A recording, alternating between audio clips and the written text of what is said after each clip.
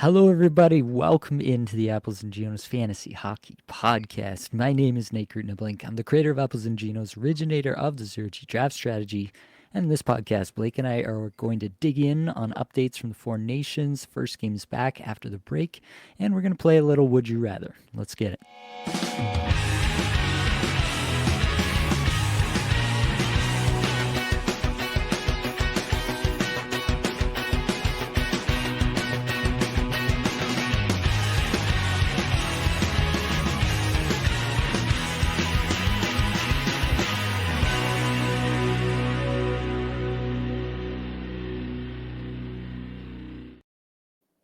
And of course, I have your friend and my best friend, the companion with a heart as big as the Grand Canyon, Blake Creamer. How are we feeling tonight?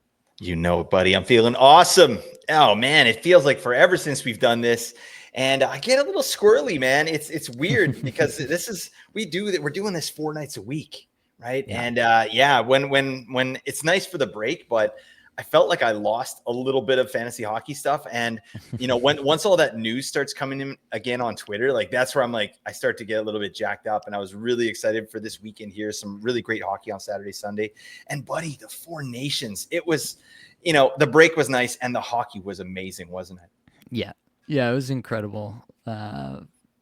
Yeah, so many levels to it. Like it was the NHL has to be just absolutely thrilled with how it worked out for them, right? As a product, the juxtaposition against the NBA All-Star game was a huge thing for a lot of people. How bad that looked in comparison. Yeah, like the political tensions between U.S. and Canada just ratcheting up the games to an even greater heights. Like I saw Steve Dangle talking about it. He's like, you have to go back to 1972 to find a bigger game. I was like, oh man, Love that. Yeah. Anyway, it was just made for some absolutely terrific hockey. And yeah, like I don't know, we get to this part of the season every year, right? There's like this lull, it feels like a little bit right before you get to playoffs. You're like trying to get into a good spot there, but like the team is the team usually at this point. You're streaming, but you kind of found your team more or less at this point in a lot of cases, and it kind of is what it is. But having this break from fantasy, but also getting like really good hockey to watch, I thought it was just like a perfect combo for this time of year, at least for us fantasy heads. Yeah, it was unbelievable, man. I mean, I was talking to my stepdad about this because he's a big hockey fan as well, and it was weird how intense my feelings were for the hockey in such a short period of time. Like Yeah. you and I, obviously, we live streamed the game, the first U.S. Canada game, and I was really into that one. Well, for the final there, I was amped up to 11. You know what I mean? It was crazy. Like when McDavid scored, I yelled so loud, I woke my kids up, and I didn't give a damn. I was like, what the hell ever? Come down and check this celly out. This is sick. And then we got treated to a 10-minute ceremony where they're skating one player at a time from the opposite blue line all the way down to the goal line. Like what? Yeah. I think that was really the worst thing that the Four Nations tournament had. It's like, yeah, there's a reason in the Olympics they have them lined up on the blue line. They give them the medal, right? One at a time. That was insane. Yeah. But anyways, it was a great time. And but that said too, buddy, this, like you said, there's a lull in that fantasy season, but now is the time to dig in. Now that's like, we're going to go all out from this point forward. Apples and Ginos, we're here to crush. We're here to get you some league wins. And that's what we do. And that's what our focus is going to be moving forward. For sure. Yeah, so as I mentioned off the top, we are doing things a little bit differently here for this flagship show. Obviously, we only have a couple of days worth of NHL games back, and usually in this show we dig in the last 5 games, players who are really hot over the last 5 games, but that kind of data is pretty skewed, obviously, with the massive break in the middle of all of it at this point. So we are going to talk about some quick Four Nations takeaways, what we saw from the players in that tournament. Then we're going to talk about all 32 NHL teams and what we're seeing from them over these first 2 days back.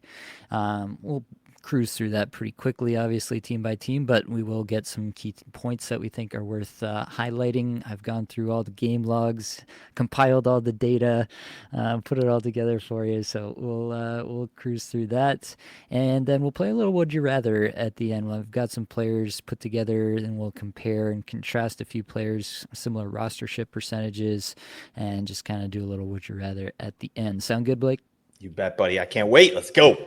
All right, let's get it started with the Four Nations takeaways. We'll go just nation by nation here from Team Finland. I put these together, Blake, so I'll just throw them out there and then you can kind of riff off them, take what you want from them. For myself, the takeaways here, Mikael Granlund was a star in this tournament. Dallas has to be thrilled with what they saw out of him. He just rose to the occasion. They've got to be thrilled about the potential for him to rise to the occasion in the playoffs. Yeah, I think that's a home run for Dallas right now. Obviously, Dallas doesn't need him to play like the 22, 23 minutes, and so for fantasy purposes, his value is reduced. But yeah, overall, I think we saw a different level for Mikael Granlund when it mattered most for his country, and that's got to be exciting. Patrick Laine kind of looked pretty cooked and has looked pretty cooked in Montreal. So that's a question that I think we need to delve into a little bit further about what we should expect from Patrick Laine rest of the season.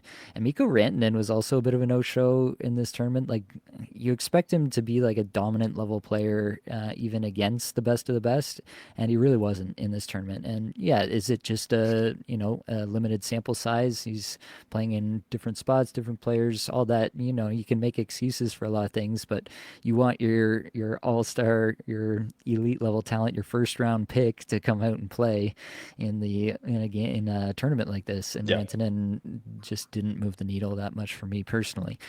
Take it away, Blake. Anything from there? Yeah, no, it's all good points. I think. Well, I'll start with Granlund there. Yeah, he had a really nice tournament for Finland. 3 goals, 1 assist for 4 points. But yeah, I mean, he was getting kind of second to third line minutes. So I mean, I've just got like some of the Four Nations stats up here. Like the guy played just under 17 minutes. He shot 50%. And for the tournament. Sure. So yeah, but I mean, who the hell cares? The guy showed up when it counted. He got the job done. So I'm happy there. And I really do like that fit in Dallas. I don't think Dallas is done either. I think they're going to, maybe look at adding to their team a little bit, but it is nice to see. I think Granlund being the kind of the number one guy in San Jose for a couple seasons there, I feel like has really helped him in his game, kind of added another element there, or just something that, he's probably done, throughout his junior career and, his amateur career, but it's just another layer that he has and he's able to kind of lean on now. So I'm a fan of Granlund there. For fantasy, not really so much. Patrick Laine cooked, maybe. I think I obviously going into this Four Nations face-off here, like his deployment has been pretty stinky. And at least so far with the Canadians here in the couple games, he's played second line minutes and then did get a goal there, which is nice to see. So I'm not convinced that he's cooked, but it's just, it's just another team that he's on where he's kind of getting deprioritized. So that says to me, it's more to do with the player than it is to do with kind of the environment that he's in. So yeah, we'll see. I think Laine is someone I'd be more interested in rostering on my fantasy team than Granlund, to be honest. I think there's a better ceiling there for fantasy anyway. And then Rantanen, yeah, it's hard to gauge, right? This guy played first line minutes. You look at the talent in this tournament and the level of play. And obviously, Rantanen is going to be a number one line there in Finland, and he was getting the best matchups, or he was getting the worst matchups for him. So it kind of makes sense that he wasn't able to break through to some degree, but couple that with that he hasn't been really performing in Carolina. And yeah, we got some interesting questions about Rantanen there, which maybe we'll get into a little bit. But yeah, it was a disappointing tournament for Finland, but not really unexpected, was it? No, yeah, definitely on paper, especially on the defensive side of things, they had the weakest roster, so was not a surprise there. Let's move on to Sweden. Jeek is back. Had a really great tournament from my eyes. The coach really trusted him. Yeah, I just think he really showed up when it mattered. Conversely, the Elias Pettersson concerns are continuing to mount. The Twitter sphere has already completely decided what's wrong with Elias Pettersson and that he'll never be a good hockey player ever again. And then Matthias Ekholm got, like, we talked about how tremendous this defense was for Sweden, how their players were just absolutely elite, the best defensive unit in our eyes coming into the tournament. But yeah, Matthias Ekholm was in line to be scratched before they had all the illness go through there, and he basically had to play in that last game. But yeah, it sounded like he was the seventh defenseman by the end of it all for Sweden. So he hasn't had a great season for fantasy. Does Yep. that make him more in doubt for what he is going to be this year? I've been kind of thinking that he's been dealing with something. His shot totals have been down. There was a little bit of an uptick recently that had me hoping, but then, yeah, this comes through with Sweden, making me wonder. So take it away, Blake. Anything you want to highlight there? I like how you're doing that. Take it away, Blake. That's 2 times in a row, and I am going to take it away Nice. now. I'm going to take it away. I'm going to put it in a box and send it seaworthy. I don't know where I'm going with that. Yeah, for me, Pedersen, this stuff really pisses me off. I'm going to use this as a soapbox here, Nate, because people are always looking for someone to blame. You know what I Yeah. mean? Like, oh, we didn't do well. Whose fault is it? Right? I hate that kind of mentality, and I really feel like that's what goes on with Elias Pettersson in particular here in Vancouver. But in terms of his performance with the Swedish team, like he's battling an injury, in my opinion. Right? He's got that knee issue, and he was seen icing his knee there. Like obviously his speed is way down, and that didn't really change when he was out there in the Four Nations. So it's mildly concerning to me, but that game where he played 9 minutes, it didn't mean anything that game. They were already out of contention. So why are they going to trot a guy out that's potentially battling an injury? Like I wasn't too worried about that low ice time that Pedersen was getting. But yeah, I would have loved to see him do something over there. Oh my God, it was painful. But that all said, I really believe in the player. I still think Pedersen is like an 80 to 90 point player perennially. He should be. Right. He has the talent to do that, but I don't think he's fully healthy. So that's my take on Pedersen. Leave the man alone. Let him cook. Do you ever remember that old meme where that kid was like, leave Brittany alone? You remember? I think I've shown this to you before. I don't know. Shout me Can't out in the remember it. comments. Yeah. Nate doesn't know what's going on. All right. He was born in the year 2005. I don't know what's happening, but yeah, quickly on Jeek. Yeah, great performance there. Obviously, Minnesota is going to really need him moving forward because of the cap news. Like he's not going to be back anytime soon. And yeah, I think Jeek is a guy that needs other players around him to really kind of like he's a supplement to those players. He's not really driving stuff himself. He's a great defensive player, but yeah, nice tournament for him. Ekholm, yeah, I'm not too concerned about him. In Edmonton, I think, yeah, he is having a more of a down season than he did last year, but I think a lot of Edmonton Oilers are. So it was just an interesting season tournament for Sweden. I think, lost in the mix there is that, yeah, they were ravaged with a flu. Like a flu bug that was going through the team that kept Philip Gustafsson out. And, who knows how healthy these guys truly were. I expected a bit better from Sweden in this tournament, as, evidenced in our episode there where we talked about it. I had them making it to the finals game. Yeah. All right, let's keep it rolling over to the United States. Right off the top, Zach Werenski is him, leads the tournament in scoring with 6 assists. Really, 3 players that I thought did not show up in this format: Jack Hughes and Kyle Connor and Adam Fox. Just nothing on the score sheet of note. Like Kyle Connor did nothing with his ice time. There was a lot of talk about why don't you dress this guy.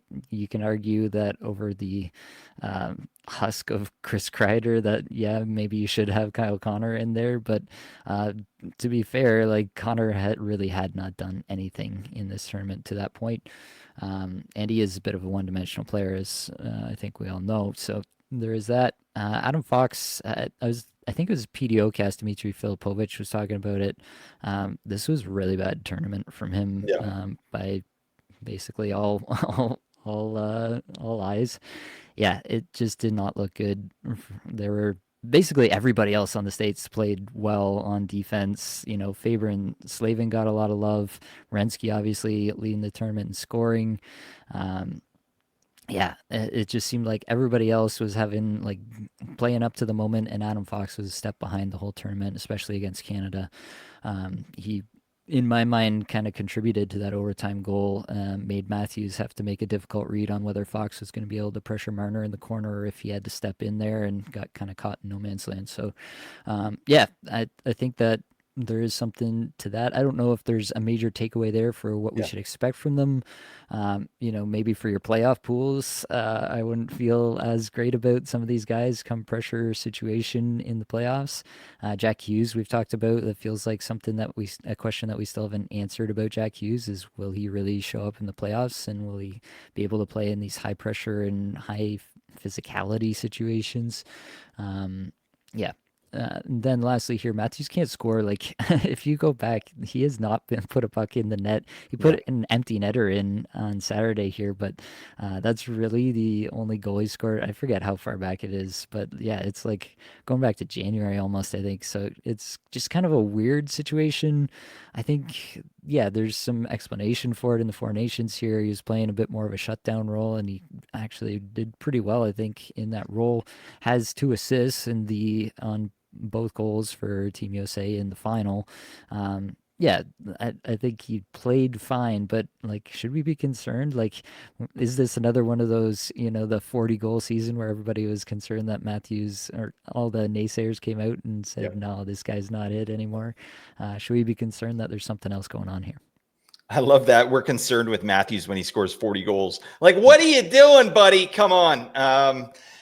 Just keep trucking along, King. We appreciate you, but yeah, I feel like, he's obviously battling injury as well, right? Like, there was a talk of him not maybe playing the game. He's like, no, there's no way I was going to miss this game, but I mean, that was because the stakes were really high, right? Like, Yep. if it's a regular season game and he felt the way he was, maybe does he miss the game? Maybe, right? I feel like he's battling something.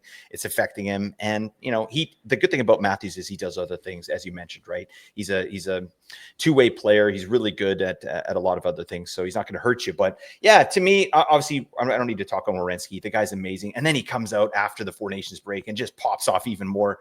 Yep. What an absolute stallion! I will say that Zach Werenski, probably my favorite defenseman on the season. Like, this guy's gone nuclear. It's amazing.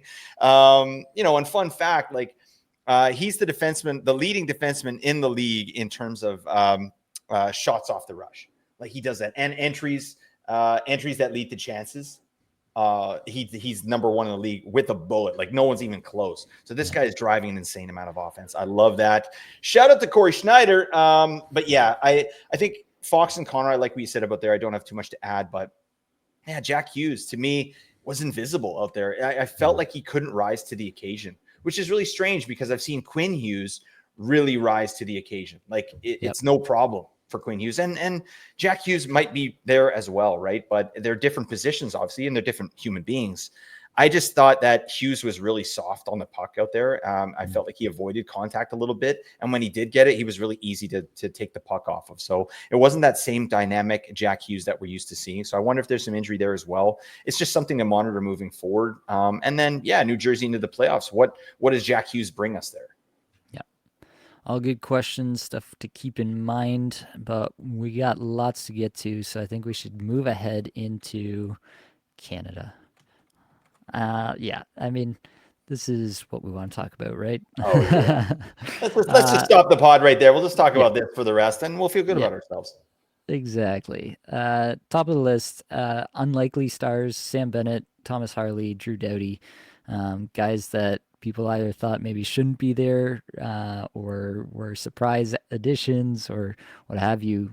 Definitely all proved themselves very capable of handling themselves on the stage for a variety of different reasons. Thomas Harley in particular, like, people are just raving about him after the way he literally like stepped in off the bus basically, and just absolutely ran the show. Was Canada's third most time on ice when he played. Yeah, he was just like instantly the best guy behind. Obviously, they were going to run the top pair of Taves and Makar. But yeah, I think he's solidified his spot there, and I think, yeah, just even more reason to get excited about Harley with Heiskanen out in Dallas, potentially for the rest of the regular season here, Yep. right? So I think that's just wide open there. We see Drew Doughty come back off this tournament and knock in 3 points in his first game back with LA. That's something. Yeah, I think it's just a star turn for each of these guys, and they will probably continue to get better off this tournament. Like I do feel like this tournament can be a launching pad for some players. So yeah, that's there. Makar, McDavid, McKinnon are the best on the planet. I do think these are the 1, 2, 3 best players in the game right now. Like they showcased it. Like I just feel like watching the games. This is just an eye test take, so yeah, maybe it's not a fantasy take. It's just watching hockey take. But you watch these guys, Makar in particular. Like I cannot speak highly enough of Kale Makar. He was toying with the best that the United States had to offer at times. The way he switches his edges and just the misdirection, everything that he does is just ridiculous. I cannot believe that we get to watch this guy play hockey. I just think it's fantastic. We have the just elite burst from McKinnon. You have the elite top speed from McDavid. Obviously, tremendous skill from these guys. But McCarr to me is just an unbelievable level of player. I'm just so happy to be able to watch him play hockey. It feels like a treat every single time. And then on a downer note at the end, I probably should have changed up the You the got to make order it a of it. crap sandwich, Nate. Yeah. No, what are you doing? Yeah, at the end here, Mark Stone, we talked about this, like we were texting back and forth, like get Mark Stone off the ice. Like, what is he doing on this line? He looked awful. He was slow. He was mishandling pucks. Like he directly lost some good chances, couldn't clear the puck, and like it was just odd. Like you Yeah. feel like Mark Stone is the guy like you shouldn't have to worry about. Like even if he's not like really contributing to the win, that he shouldn't be a problem. But he was an absolute problem in that United States game for sure, and was not great before that. Yeah, eventually in that game he did get demoted down the lineup, but it was like it took a long time for him to get demoted, and I thought he was easily Canada's worst forward in this tournament. Like, um, I don't know how you feel about that, but I think I know based on the text messages that you and I were having that night. Yeah, I mean, and I've come around on Mark Stone just as an overall player in general and his acumen, but skating is not his strong suit. And this was some of the fastest hockey that there is, right? So I think the speed was really a problem for Mark Stone, even Yeah, with his line mates, right? You're playing with McDavid. Like, yeah, once they put Braden Point up there with McDavid, I thought that was a really smart move. And Stone can be more of a third liner, and I think that worked out well. But yeah, McCarr, McKinnon, McDavid, shout out to you guys. Like, it was just amazing to watch. I would say, like, I think we were spoiled with the tournament in general, just watching these guys break the puck out of the zone. Like hmm their wall play, the little chips off the wall, like tape to tape, guy in full stride going down the ice. It was unbelievable, man. And then I come back and I watched the Canucks game last night, and I'm watching Tyler Myers, like, pylon it out up there. It's like, guy, like, can you make a pass? Like tape to tape, just do something. It's just they're just dumping the puck out every single time. It's painful. So we were spoiled there. Amazing stuff. Sam Bennett, we talked about it a little bit in our preview show for the Four yeah, Nations, but this guy, obviously, once I saw how physical the tournament actually was, I was really glad that Sam Bennett was in the lineup. He yeah, does that, and he did it well, and he made his minutes count. And yeah, Thomas Harley coming out party a little bit, at least nationally, right? Like Dallas right, knows how good this player is. yeah, He played really well when Miro Heiskanen went down last season. He on power play one, and he's doing it again this year. I yeah, think this is a guy. I just saw a recent tweet from a guy I really respect, David Castillo. He's a Dallas Stars kind of writer, and he was just talking about how elite Thomas Harley is, and that he should really have power play one even when Heiskanen comes back. And I think that makes absolute sense. This guy's a beauty. And shout out to Drew Doughty. I've got him in a bunch of teams, and he's smashing for me. I love it. Shout out to Canada. Oh yeah, the right team won. But shout out to the States too. Amazing, amazing looking team over there. So there you go. yeah. Was a great tournament for sure. Let's get into NHL stuff. Let's talk about what we've seen out of these games over the weekend here.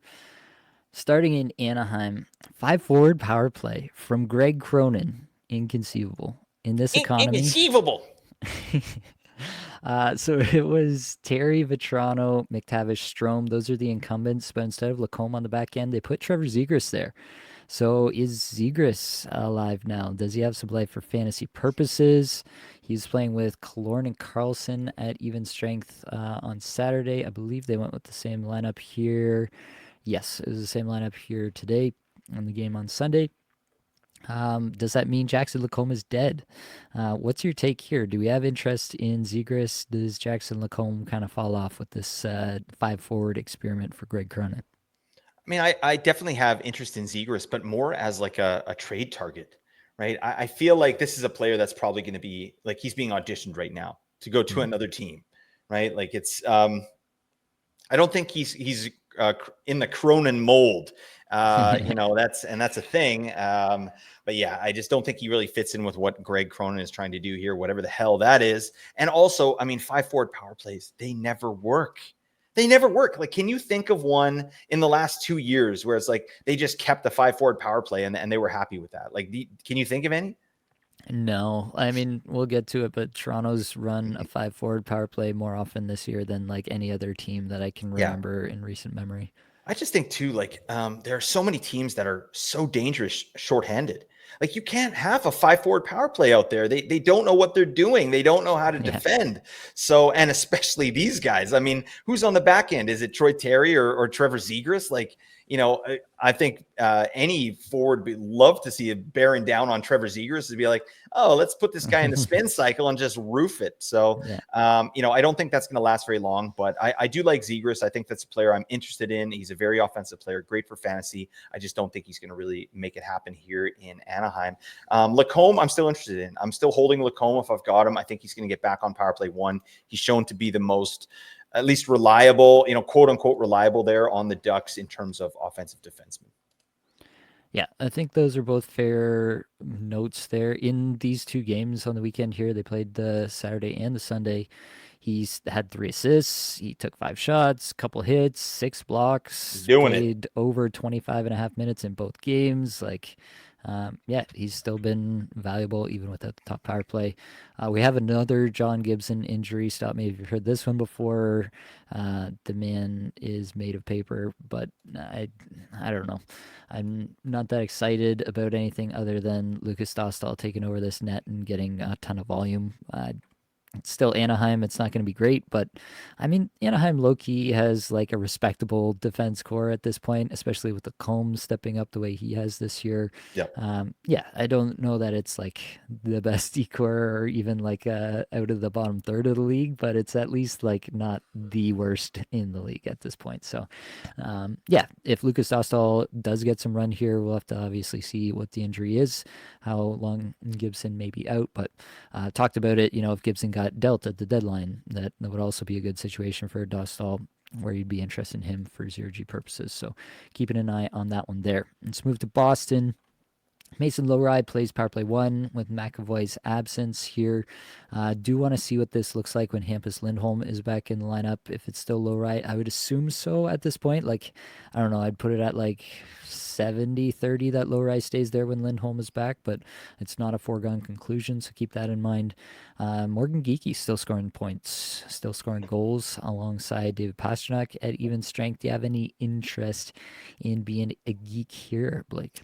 Nerd alert. Hey, buddy, check out the nerd. It's Poindexter, Morgan Geeky.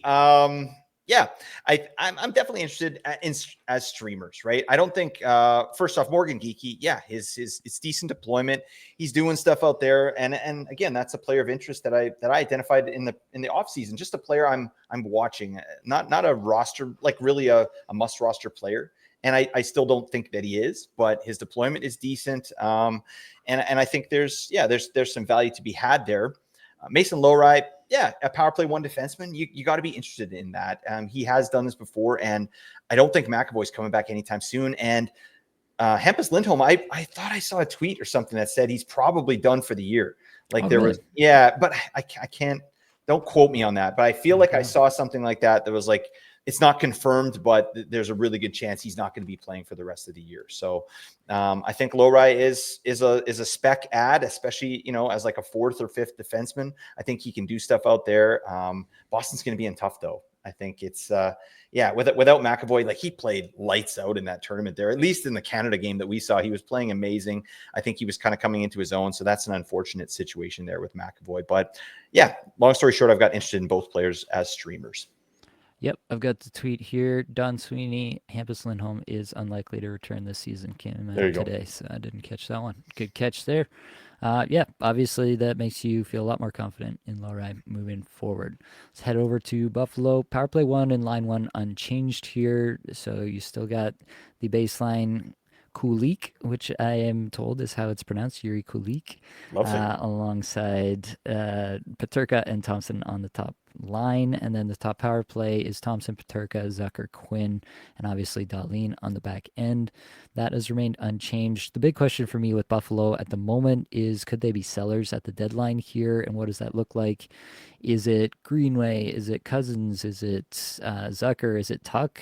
They've got a lot of options. Byram, even with his contract situation being what it is, there's a lot of moves that Buffalo could make, and it feels like they should make some kind of move. They should try to, sell off something here and try to take advantage of teams really trying to load up. So, yeah, that would be the thing that I would be looking at. Obviously, somebody like Zucker could get moved and be an absolute nobody for fantasy on a new team. Um, you would have varying degrees of that with other players here too. Cousins, Byram could move down in terms of his deployment on another team.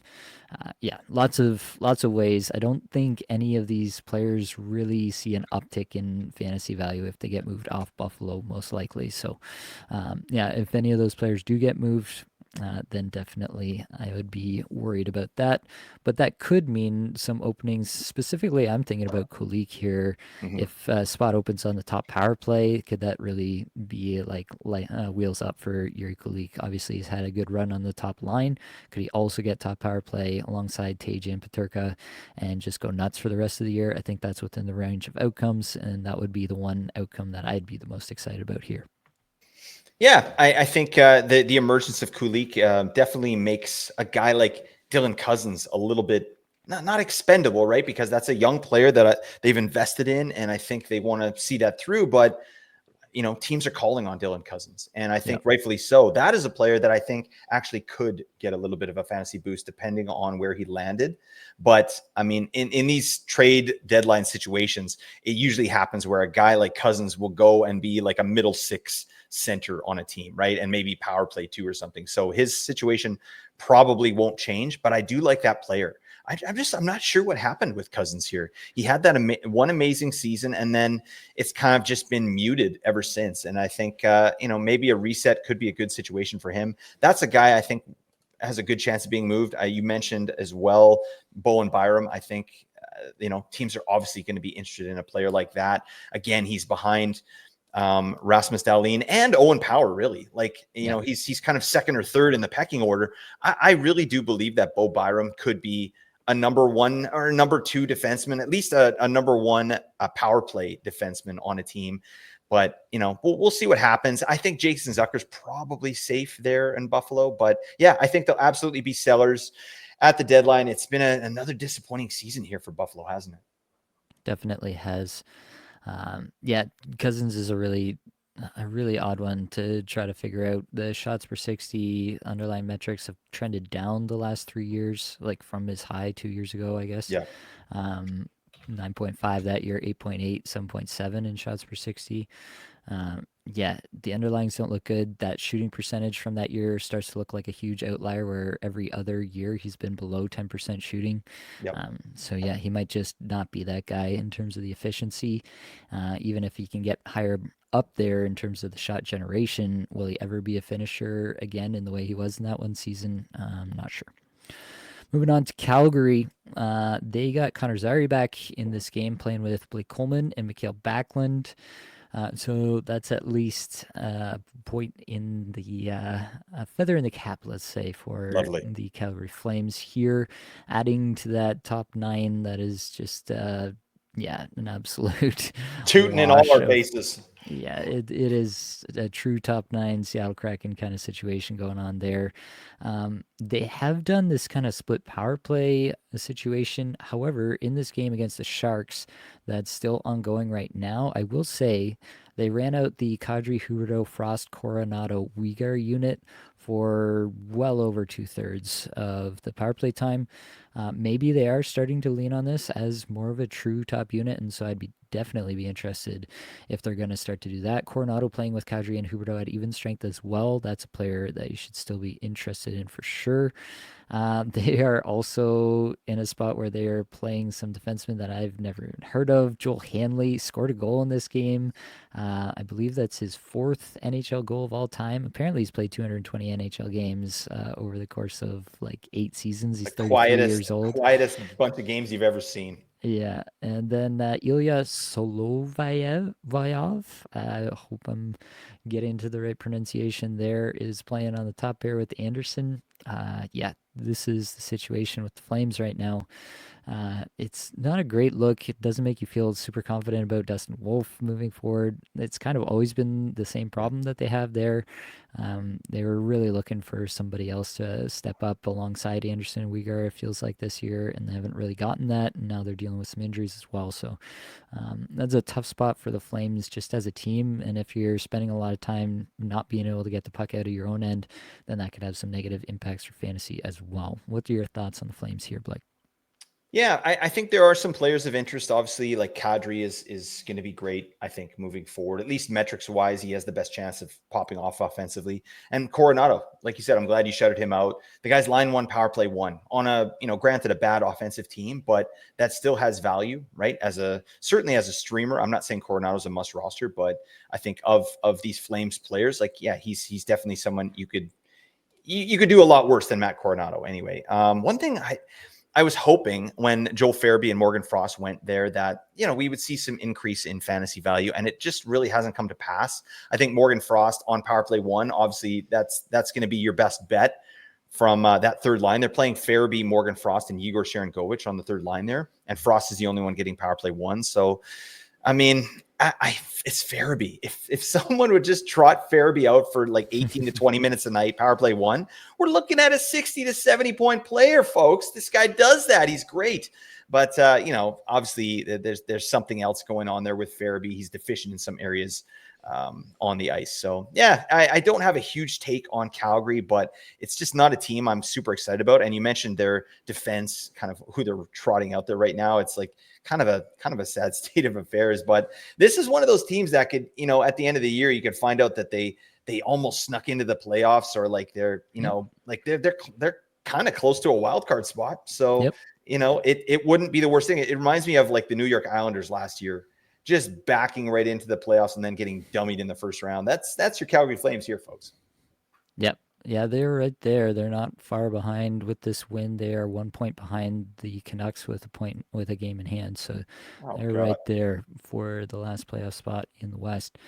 Um, yeah, I tend to agree, but I also want to say that I do think that sometimes these teams that feel gross and we don't want to think about are the teams where you can really extract value. So I do want to keep that in mind as well.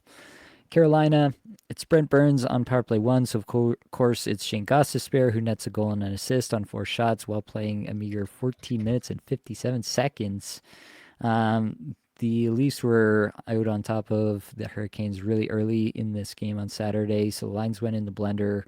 Sebastian Aho ended up with Taylor Hall and Jackson Blake. There's no takeaway there in my mind. That's not going to stick beyond like into the next game. I will say Svechnikov, hashtag good at hockey, 1 goal, 1 assist on 5 shots, 9 individual Corsi four individual scoring chances, 4 in 19 minutes and 13 seconds. Somebody tell Rod Brindamore to play this man. Get this man on the ice. What are you doing? And put him with Jesperi Kotkaniemi. All right. If you want to see wheels up, just get KK and Svechnikov together. It's going to be fireworks, folks. But yeah, I mean, Carolina's in a slump right now for sure, and that stinks, right? This is it's a good team, on paper, and metrics wise, they do all the right things, but they're really having some problems converting, getting some goaltending issues as well. And you got a guy in there in Mikko Rantanen that changes the entire look of their team, right? Halfway through the season. So that said, too, I feel really good about Rantanen moving forward. I still think he's a massive buy low. I saw a tweet today. I don't remember from who. This is terrible podcasting, but they were just talking about Rantanen. Maybe it was Ryan Henkel. He's one of the beat reporters in Carolina there. But just saying that, just like you and I have, Nate, Mikko Rantanen's numbers in Carolina individually are better than they were in Colorado. They're better. Mm-hmm. He's shooting more. He's getting more individual scoring chances for. It's just his luck metrics, IPP, shooting percentage, on-ice shooting percentage, in the toilet.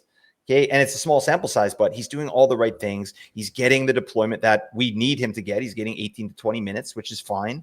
So I feel like there's a little bit of uncertainty there, with him potentially being flipped. I've seen reports there. Like he's still kind of trying to decide if he wants to stay in Carolina moving forward. And that's not a great place to be, but hopefully he does decide to stay there. I think it's a good situation for him. And, once he can get locked in mentally, I think, we're going to see a similar version of Rantanen that we have in the past. But yeah, Svechnikov, it's just doesn't make any sense to me. Obviously, the guy takes bad penalties, sure, but you don't have the same glut of talent that you used to. This guy needs to be out on the ice in pretty much all situations. So I'm a big fan of Svechnikov, and Brent Burns on power play 1. I'm a fan of that too. Whatever. Burns is the ultimate chucker. He's the Brady Tkachuk of power play 1 defenseman. Just a massive chucker from the back end. It gives a good peripheral floor for fantasy as well, even though he's not scoring. All right. Yeah. Just one thing on Rantanen, I guess. I feel like the scoring chances, like the baseline metrics are there, but also we know that Carolina is an environment that helps players out with that. And I feel like there could still be like a stylistic problem with Rantanen moving from Colorado, where obviously it's like 3 tape to tape passes through defenders' legs and in the back of the net, versus Carolina, where it's like everything goes to the net at all times. Yeah, it might just be an adjustment period. It might be any number of things, but I don't think we can conclusively say, definitely not this early in his time in Carolina, whether or not Rantanen can adjust and succeed to a high or higher level in Carolina than he had in Colorado.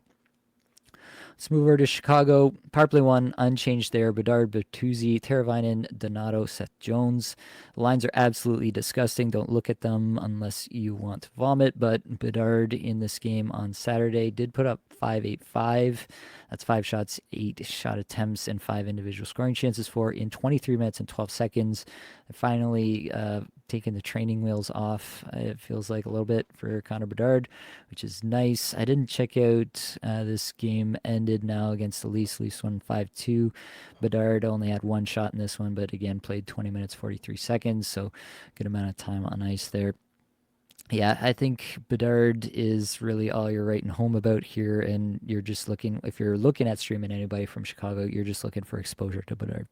Yep. I don't have too much to add there. I do think Bedard is a massive trade target for your playoffs, just due to Chicago having an amazing schedule and the narrative around Chicago. And that narrative is true. They stink, right? But Bedard is still a really great offensive player. He's going to be put in all situations, any situation to get some production. So I like that. I also like Ryan Donato, right? I think that's a player that could be valuable for you moving forward in fantasy. Seth Jones, this trade stuff, that's interesting for him to come out and say that. So I feel like there's a very good chance he's going to be moved here at the deadline.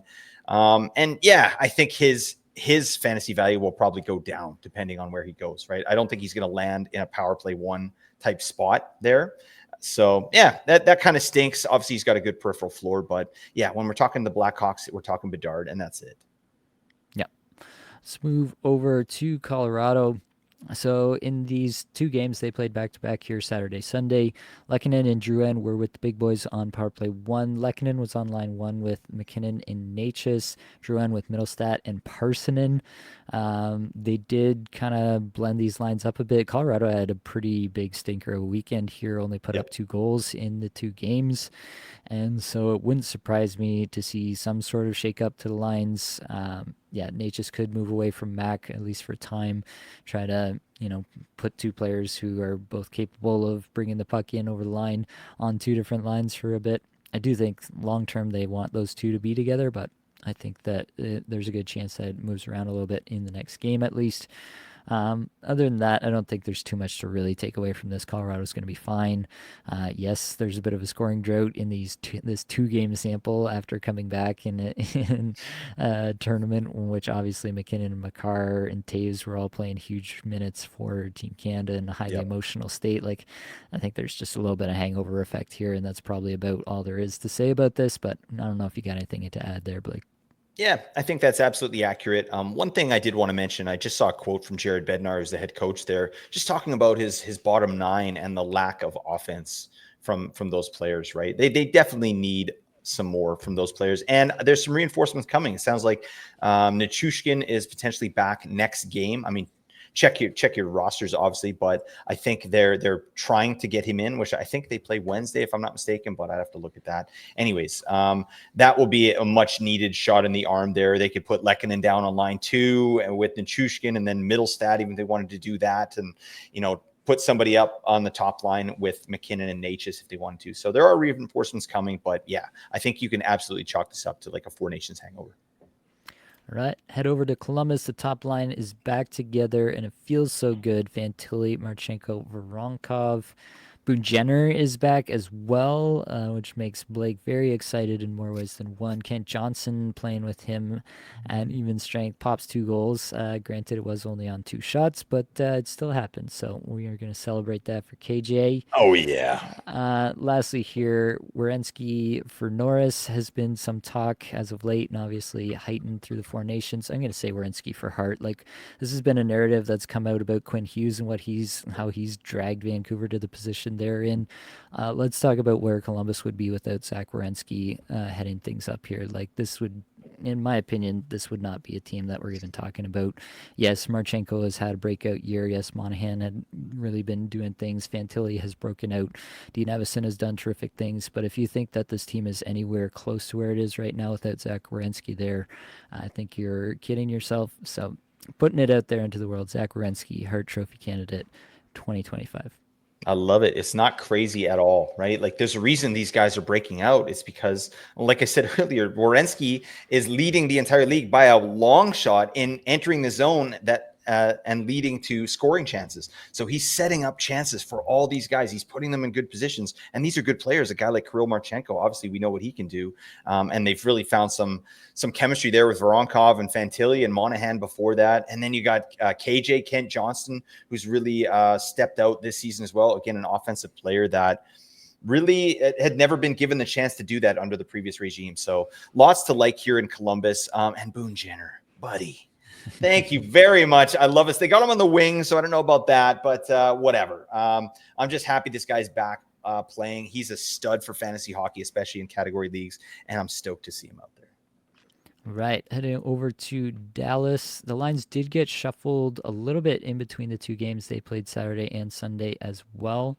So in Saturday, they played Hintz, Robertson, Johnston, Duchesne, Granlund, Marchmond, Ben, Bork, Dedonov, and then they flipped Johnston and Bork actually. So Bork went to the Hintz, Robertson line, and then Johnston joined Dedonov and Ben. And it kind of worked here today. Jason Robertson pops a hattie. Nick Robertson scores 2 goals for the Leafs. So the Robertson brothers, as you were saying before we got on here, like 5 goals They're having a here night. on Sunday. Yeah, it's a good spot. So that'll probably last at least another game or two. So maybe you want to look at Maverick Bork this week. Dallas does play some games this week. So if you can fit them in Friday, Sunday, off nights later in the week, if it's still happening around then, you might want to take a look. The power play here, Thomas Harley, as we've talked about, taking over from Miro Heiskanen, is Duchesne that's also joined the top power play unit there. You got Asa Lindell on power play 2, so that lends him a little bit more credibility, especially in Bangers Cats leagues. The one thing I will say about Robertson, even with the goal scoring here, 14:45 time on ice on Saturday, 16:12 on Sunday. Like, this is still very much a Pete DeBoer team with a top 9 situation, and nobody is going to get a lot of minutes, no matter, like, this was a 1-goal game, and there was a goal called back that could have tied it, and they're still not playing the big guys big minutes. So yeah, it is still Dallas. They are still never going to give anybody the 20-21 minute treatment, and you just have to accept that. Robertson's hot right now, may cool off a little bit, but yeah, I think you have to just accept it is what it is in Dallas. Yeah, I don't have too much to add there, but obviously I'm super stoked that Wyatt Johnston and Jason Robertson have really found their game here. Like you said, the minutes are fairly low, so that could fall off at any minute. So it's not a great feeling, but I mean, I've got Robertson in 2 spots, and he's coming close to the value where I drafted him at, and that's all I care about. Like, just give me 3rd to 4th round value, Jason Robertson, and I'm stoked on that. And this Hattie tonight will really get to biz on that. So, yeah. I wonder what their thinking is on switching that line up. Like, they have Johnston on the top line, and then they put him down to the 3rd line. Obviously, that they succeed in both cases. But yeah, I'd be interested in that. I mean, that's a conversation for another time. But yeah, this is a great team. And like I said, I don't think they're done. I think they're looking to acquire at the trade deadline and really kind of shore up what they've got there. Sure. Moving over to Detroit. Power play 1 and line 1 unchanged. Line 1 being Larkin, Casper, Raymond. Power play 1 being Kane, DeBrincat, Larkin, Raymond, and Mo Sider on the back end. Kane was line 3 on Saturday, but moved up Sunday to play with DeBrincat on the second line. Rasmussen had a really nice game on Saturday. In only 12:55, he put up 7 shots, 9 shot attempts, 6 individual scoring chances for. Then promptly got injured on Sunday before we could see if he could sustain it for a little bit longer. Andrew Kopp also got injured in this game, so like potential big injuries happening for Detroit. Realistically, I think that only means that they lean on the top 6 even harder, which is probably good for fantasy in the long run, I guess. But yeah, what's your take on Detroit at the moment? Yeah, it's an interesting team. They're, I mean, they had a big lead against the Wild on Saturday. Then they ended up, collapsing and losing it in overtime. They almost did it again tonight. But Yeah. Patty Kane comes out with a beauty OT winner. So, I mean, it's. I'm not really interested in many of their players. Obviously Larkin, obviously Raymond, obviously Kane, and DeBrincat. But other than that, it's slim pickings over there, and they're obviously a better team under Todd McClellan. But I'm just I'm not really there with it yet. Like I think this is a team that's gonna, they still are massively efficient, and they're getting that good goaltending. They didn't really get it today from Alex Lyon, but yeah, it's just a team that I'm just happy to have Patrick Kane. I just want to shout out. I picked up Patrick Kane on waivers in a 14-team league, and yeah, he's been really really good for me. So yeah, I don't have too much on Detroit. I do think that Dylan Larkin actually is a player that can really. He's going to have a really nice end to the season here. That's a stud. He had a great Four Nations tournament too. Yeah. We'll shout out Marco Casper, plays 18:07. Obviously, some overtime there as well. Goal and then assist, 3 shots, 5 attempts, 3 individual scoring chances for. Good game here. It is against the Ducks, so take that for what it's worth. But yeah, this does seem to be their best lineup at the moment with him playing on that top line. So definitely can do worse when it comes to streaming players from Detroit. Over to Edmonton, the line combos got pretty crazy here on Sunday. We got Podkolzin and Kapanen with McDavid. We got Perry and Savoie with Draisaitl. We got Arvidsson and Hyman with RNH. And they promptly got absolutely demoed by Washington. We'll get to Washington. Yeah, this is going to go back in the blender. They're going to put McDavid and Draisaitl back together probably for the next game. But yeah, just wanted to shout that out that sometimes these things do happen. And honestly, my stance has pretty much been I'm not interested in any of these guys outside the big guys in Edmonton because only the big guys are safe. And I'm not really willing to risk an ad on a player who may get demoted to a third line that gets played for like 6 total minutes of 5v5 time at any given moment. So yeah, that's where I'm at in terms of Edmonton. John Klingberg, there was some people that were like, oh, we got to add John Klingberg now that he's on Edmonton. I've never really understood that. He's not even on the second power play unit. It's still Darnell Nurse and Matthias Ekholm on the second power play unit. I don't know what people were really expecting from John Klingberg, but he is just a body for the Edmonton Oilers right now and nothing more. Yeah, he's like an insurance policy if some of these guys go down or whatever. But yeah, another Four Nations hangover for Connor McDavid, right? Playing crazy high level hockey, and now he's playing with Vasily Podkolzin and Kasperi Kapanen. Okay, that's a little bit different than what he was dealing with there in Boston. But yeah, these guys. I hate streaming Edmonton. Yeah, because they're really, yeah, like you said, they're not safe at all, and they don't really contribute much, right? They're just out there to just facilitate the offense through these stars here. So, that all said, I would love to see Hyman back up with McDavid here. What do you think of Hyman rest of the season here? Do you think like he's on a terrible pace? I think he's like 52-point pace. It's been a gross season. He's third overall in individual scoring chances, 4/60. He does that, but I mean, do you think he can get closer to a 70-point pace, or do you think he's going to hover around 50 here? I do think he can. I also do think that it's really dependent on whether he gets that McDavid exposure at even strength. Yeah, the power play is there, but he's not like the most efficient power play player. It's just that the Edmonton power play is so prolific that even the percentage of plays that he gets a piece of is well worth it. But he definitely needs to get the even strength stuff headed in the right direction. I do think that it's more likely than not that he gets back to that kind of level, but he's going to need the deployment to really get there as well. Florida, we got the expected power play 1 unit with Kachuk out. It was Barkov, Reinhardt, Bennett, Verhage, Ekblad.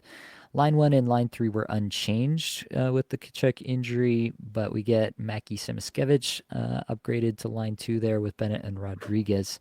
So that's pretty much how it looks like it's going to roll for the foreseeable future here. I don't think this really changes a whole lot for me in terms of how I'm viewing any of the assets. The only one I guess I would say is it does ding Sam Bennett a little bit for me. I think a lot of people were ready to get super excited about Sam Bennett after the Four Nations, and maybe he will, go on a tear here just on his own merits with the power play 1. Maybe he gets a good role going there, but I tend to think that the power play 1 is going to just kind of keep clicking with him not being a central part of it. And at even strength, he definitely has the worst line mate situation that he's had in a long time since he and Kachuk have kind of been stapled together for the vast majority of his time in Florida. So that's where I'm at with that. You got any notes, Blake? Yeah, I mean, it's just Bennett. Bennett is the player to watch, right? They got to get him on power play 1. Like, didn't they have him on power play 1? Again, I thought I saw a tweet when they rolled it out that Bennett was there at least to start. Did they take Yep. him off or? No, he's there. Oh, he is there. Okay, I'm looking at Daily Faceoff too, and he's not. So yeah, Bennett, I think is, yeah, he's going to be a benefit to not having Matt Kachuk, but obviously he has worse even strength deployment there. So, yeah, will this guy ever figure it out? Like, will he ever stop being a chucker and actually just start putting the biscuit in the basket? What? Maybe. All right. But at least he's doing stuff out there, and he's got that good peripheral floor as well. Shout out to Sam Bennett, that beautiful machine. All right, heading over to Los Angeles. Alex Laferriere on power play 1 over Quentin Byfield right now. You got Kevin Fiala averaging well over 20 minutes the last 4 games. Doughty, as you mentioned, has 3 points in the game Saturday. Brant Clark is pretty much dead for this season. It looks like they ran 7D and he got 5 minutes and 15 seconds of time on ice in the game. So, yeah, that's where we're at with that at this point in time. Any notes on the Kings, Blake? I feel like this one's pretty open and shut at the moment. Yep, easy peasy. Laferriere over Byfield is an interesting choice, but yeah, Laferriere he's doing stuff, so that's your huckleberry there. Cool. Let's keep it going then. Let's talk about Minnesota. Brock Faber and Vinny Hinostroza joined the power play 1 unit here. That's an interesting choice, but Hinostroza actually had a pretty solid game. Had a goal on 5 shots, 7 attempts, 5 individual scoring chances for. Only played 13:01 total, but definitely impactful in those minutes. The big guys did come out for this game. You got Boldy with goal and an assist on 6-9-4, played 23-36. Zuccarello put up 3-8-6 and 22-28. Geek had an assist, 5-8-4 in 1828. So they're all pumping those underlying numbers up that I love to look at. Definitely a good outing from all of them. Basically, it looks like a loaded line 1 right now. Rossi, Boldy, Zuccarello, and then Jeek is playing with Johansson and Hinostroza on the second line. So that is a bit of a ding for Jeek there, no doubt, but he is still there on the top power play. And actually, it's Rossi who comes off the top power play with Vinny Hinostroza getting that look. I wonder if you think that'll continue, Blake. I think they'll give it a look for maybe another game or two and just see what's what. But it's hard for me to see with Cap out, Rossi not on that top power play. Like this power play is 24th in the league in percentage. That's terrible. That's shocking actually. So, I guess it makes sense why they would try something new. But I'd be surprised. This is like Hinostroza there on the top power play. They're treating him like a power play specialist, right? Like a Maki Samiskevich in Florida, right? A guy, just an offensive guy. Stefan Nason when he played with Carolina, right? Just get out there. You're playing those minutes and really nothing else. So we'll see there. This is going to be tough sledding for Minnesota without Cap. This is a low event hockey team. And now you're missing your best players. So hopefully that equals some increased production for Boldy. And Zuccarello is a guy that, damn, I'm really expecting a lot out of. They're trotting him out there for big minutes. He's obviously, he's affecting the game in terms of his chance generation and chance assists and shot assists and things like that, but it's not equaling goals out on the ice. So we'll see what happens with Minnesota, but it stinks because they have a great playoff schedule and the guys on the team aren't really doing the thing, are they? No, definitely not at the moment. I will shout out Brock Faber. Guy should be rostered as long as he's on power play 1 for sure. Wow. He's been dropped in a lot of spots that I've seen across my leagues. So Yeah, definitely should be rostered as long as he remains on power play 1 in Minnesota. Headed to Montreal, power play 1 and line 1 unchanged there. Suzuki, Caulfield, Slavkovsky, and then obviously line A joining them on the power play with Hudson on the back end. Line 2 is basically it's line 8, Kirby Doc, Alex Newhook, absolute graveyard of former high picks who can't drive their own line. That's the situation in Montreal, and it's really a problem at this point. They can't. They've tried splitting Suzuki and Caulfield, but it just like that doesn't work either. They can't individually carry these guys. They are basically uncarryable in my view. Also want to note Lane Hudson is no longer on the top pair with the addition of Alexandre Carrier. Uh, Oh my, la di Hudson, da. All right, well done. Lane Hudson was under 20 minutes in this game on Saturday as well, and has been under that before since Carrier has arrived. So I do think that that's something to note. Hudson, one of the ways that he was accumulating the points he had been accumulating to this point was by playing 23, 24, 25 minutes a night alongside Mike Matheson. With Carrier, now they're kind of running Matheson Carrier for all the even strength minutes. Hudson's still out there on the power play, and he'll still get his there, but it does kind of, limit the ceiling there for Hudson in my mind. Yep. I mean, not too much to note here on Montreal. I am interested in Slavkovsky, just watching him and to see kind of what he's able to do. He came out with a really interesting interview where he was really hard on himself. He was saying his season so far has been embarrassing. It's a joke.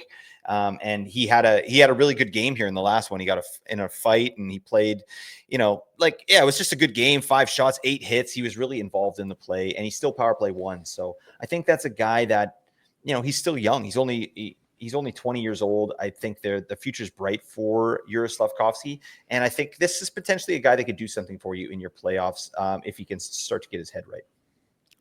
Good stuff there. Over to Nashville. They ran some Oh, very God. interesting power play units. Actually, I was going to check because I had this note from the previous game.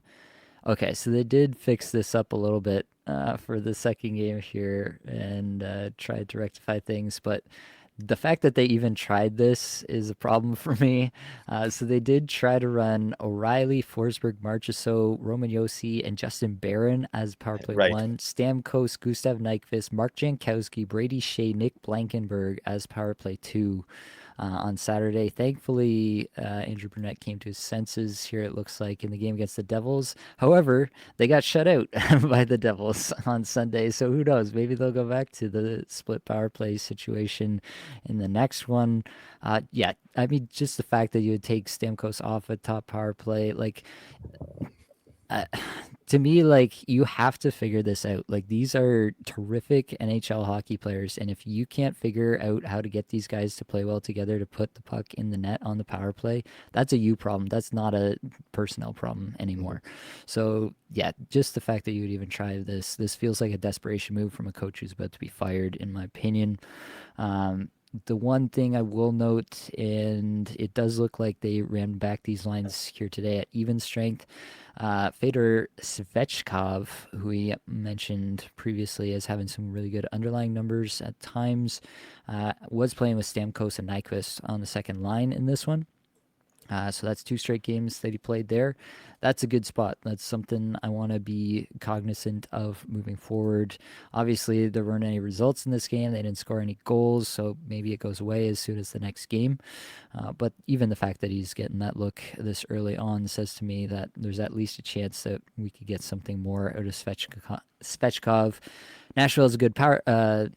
Has a good playoff schedule rather coming up here, and so if this continues, it's just another data point. He might be a streamer come playoff time, somebody you want to throw on your watch list. Anything on Nashville, Blake?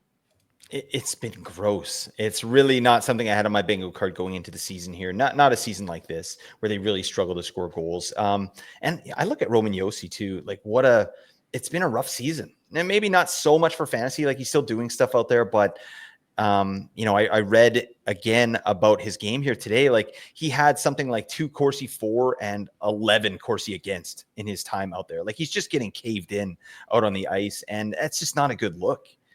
So I feel like I think, yeah, like you said, Burnett, this could be his last hurrah. He's trying anything he can. I don't know if a new coach is really going to fix what they got going on here. I don't know. It could be like a culture problem. Like it just doesn't make any sense when you bring a guy like Stamkos in here and then Marchessault for them to just perform so poorly offensively. Right. Let's move to the Patreon plug. $2 a month Nice. gets you access to Patreon only live shows. There'll be another one coming out in March. There's all the previous ones you can access as soon as you become a Patreon member. You'll be able to see those. For $8 a month, you get the Apples tier, gets you access to those Patreon only live shows, access to Patreon only Discord channels. You get the show notes. You'll get these show notes from the show that we are currently doing, the waiver wire episode that I did. Yeah, it feels like forever ago at this point that I did for the week that we're currently in.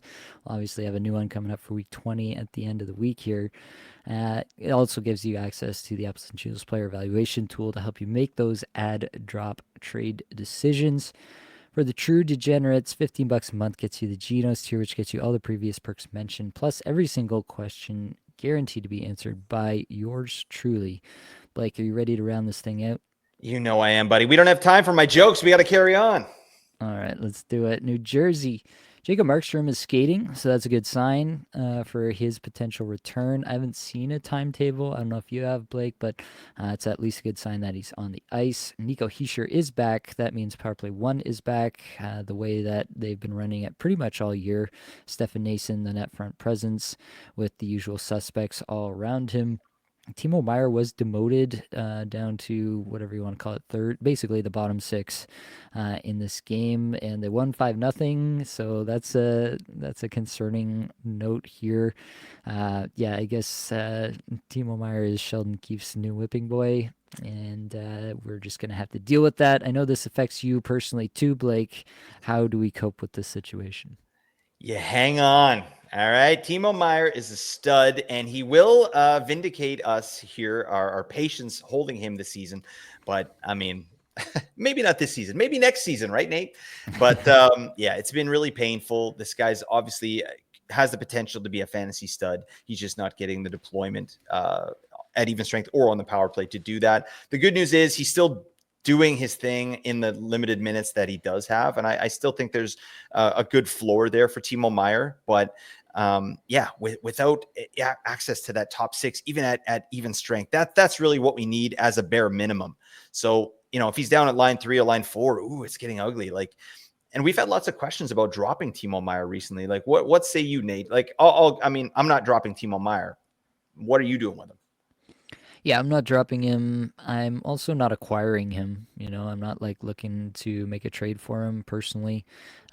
Yeah, because of this possibility. Like, you're going to have to pay more than the current production level, I feel like, to acquire Timo Meyer.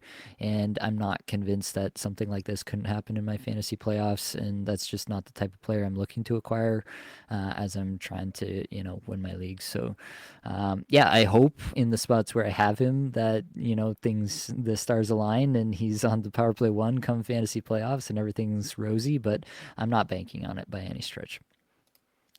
All right, let's head to the island. The top 6 here is something. Bo Horvat, Anders Lee, Anthony Duclair, Brock Nelson, Cal Palmieri. It was Maxim Siplikov. They also tried Simon Holmstrom. Anyway, split it. That's just disgusting. Tony D, still the guy? Question mark. He did Was play he on the ever the top power guy, play. Nate? Come on. Yeah, I mean, he was that guy. That's for sure. He's a guy. Yeah, let's agree on that. He does exist. Was still getting top power play in this one. They finally did acquire a power play against the Dallas Stars, and Tony DeAngelo indeed was on it. So I guess he's still a player that you roster for fantasy? Question mark, Blake? Hell no. Okay, damn it. No, I refuse to roster Tony DeAngelo. No, that's not true. If he continues to get reasonable deployment, sure. That's again just another guy like a 4th or 5th D man that's getting power play 1. That's valuable, but I'm not convinced that he even holds that role. You know, like we've seen this before. Remember, he did this with Torts. Came out, out of the gates, guns blazing, 30-minute nights, and then that shine wore off, as it usually does with Tony D, because he's a elite level dingus. And then he's back to playing 14 minutes sheltered offensive minutes on power play too. So I'm not a big fan of that player, but yeah, this team for fantasy, it's painful, isn't it? Like Anthony Duclair came back, and I saw a tweet. I'm like, oh, Anthony Duclair's back, and I was like, I don't even care. Like I don't care that Anthony Duclair, you know what I mean? Like it's rough going there. Maxim Siplikov is a guy I was low-key interested in going into the season. That hasn't really materialized. So it's rough going there. But if you need a beefer of epic proportions, how about Mark Gatcomb? Oh, yeah. Get that man in your life. He's going to hit everything that moves and have a big smile on his face while he does it. Nice. All right, let's head over to the Rangers then. The big note here for me, Vincent Trocheck no longer power play 1 or playing alongside Artemi Panarin at even strength. This is a big problem for me in the spots where I have Vincent Trocheck. The Rangers don't have a good playoff schedule for me. That's also a problem. What do you do if you have Vincent Trocheck is the question. And also Chris Kreider, he had a great game on Sunday, actually. 5 shots, 7 attempts, 5 individual scoring chances for, pots a goal. And then he does not play on Sunday, the second part of the back-to-back. And that has me really wondering if this is just going to be a situation where he never plays a back-to-back and potentially misses random games here and there for maintenance. Like, this has me feeling like this could get ugly really quick. Yep. I think both are interesting points. Trocheck did get power play 1 today with Kreider out, but that's the data point, right? I think if Kreider's in, they're probably going Kreider there because of what he brings to that power play, right? Trocheck definitely loses value here. He's still great. He's still a great player. He's a glue player, an excellent player in real life, but yeah, his fantasy value is going to be capped if he's on power play 2. There's no question there.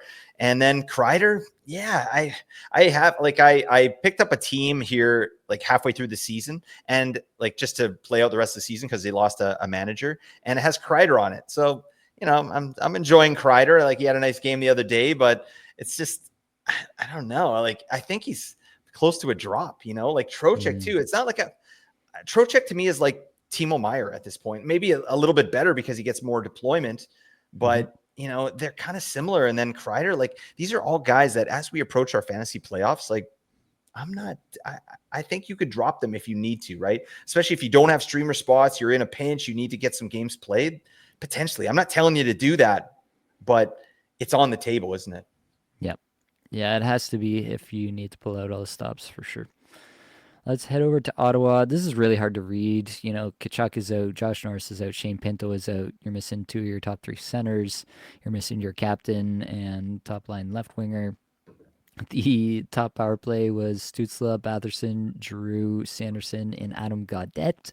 Oh, God, that's terrible. Yeah, Ullmark got pumped in this game by Montreal of all teams.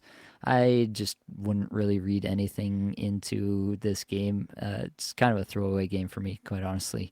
I don't think there's too much to take away from Ottawa at this point. You? No. Yeah, we got to wait to see the full roster here. I do feel good about Ullmark, honestly. Like, yeah, he got smashed there, but I would definitely not be too concerned about that. Yeah, definitely think he'll get some volume down the stretch here. Philadelphia, new power play 1 here is interesting, to say the least. Konechny, Michkov, Lawton, Kuzmenko, Ristolainen. This power play played 2 minutes and 58 seconds out of a potential 3 minutes and 16 seconds. Pretty much got all of it. And then you have Owen Tippett, not on the top power play unit, but popping 2 goals on 6 shots, 8 attempts, 6 individual scoring chances for in, check that, 11 minutes, 16 seconds time on ice. Some top-notch Torts shenanigans here. Oh, my God.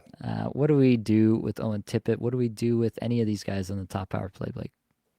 I don't know. You go pick up Andrei Kuzmenko, Big Cozy, and you do it now. I picked him up in the Apples and Geno's Dynasty League. He was just on the waivers. I'm like, yeah, I'll take a ride with Kuzmenko. But he is popping the hell off, as he should, until he gets, the 11-minute treatment. Like, this is Torts logic. Let's give Andrei Kuzmenko like 18 minutes a night. Owen Tippett, 11. What? Like, what? I don't. Like, what are you trying to do? He's galaxy braining it all over the place. Like, no, this is good for their development. It's like, Torts, have a Coke and a smile. Like, maybe let the assistant take care of it for a little bit. Like, just give him a couple games. I don't know.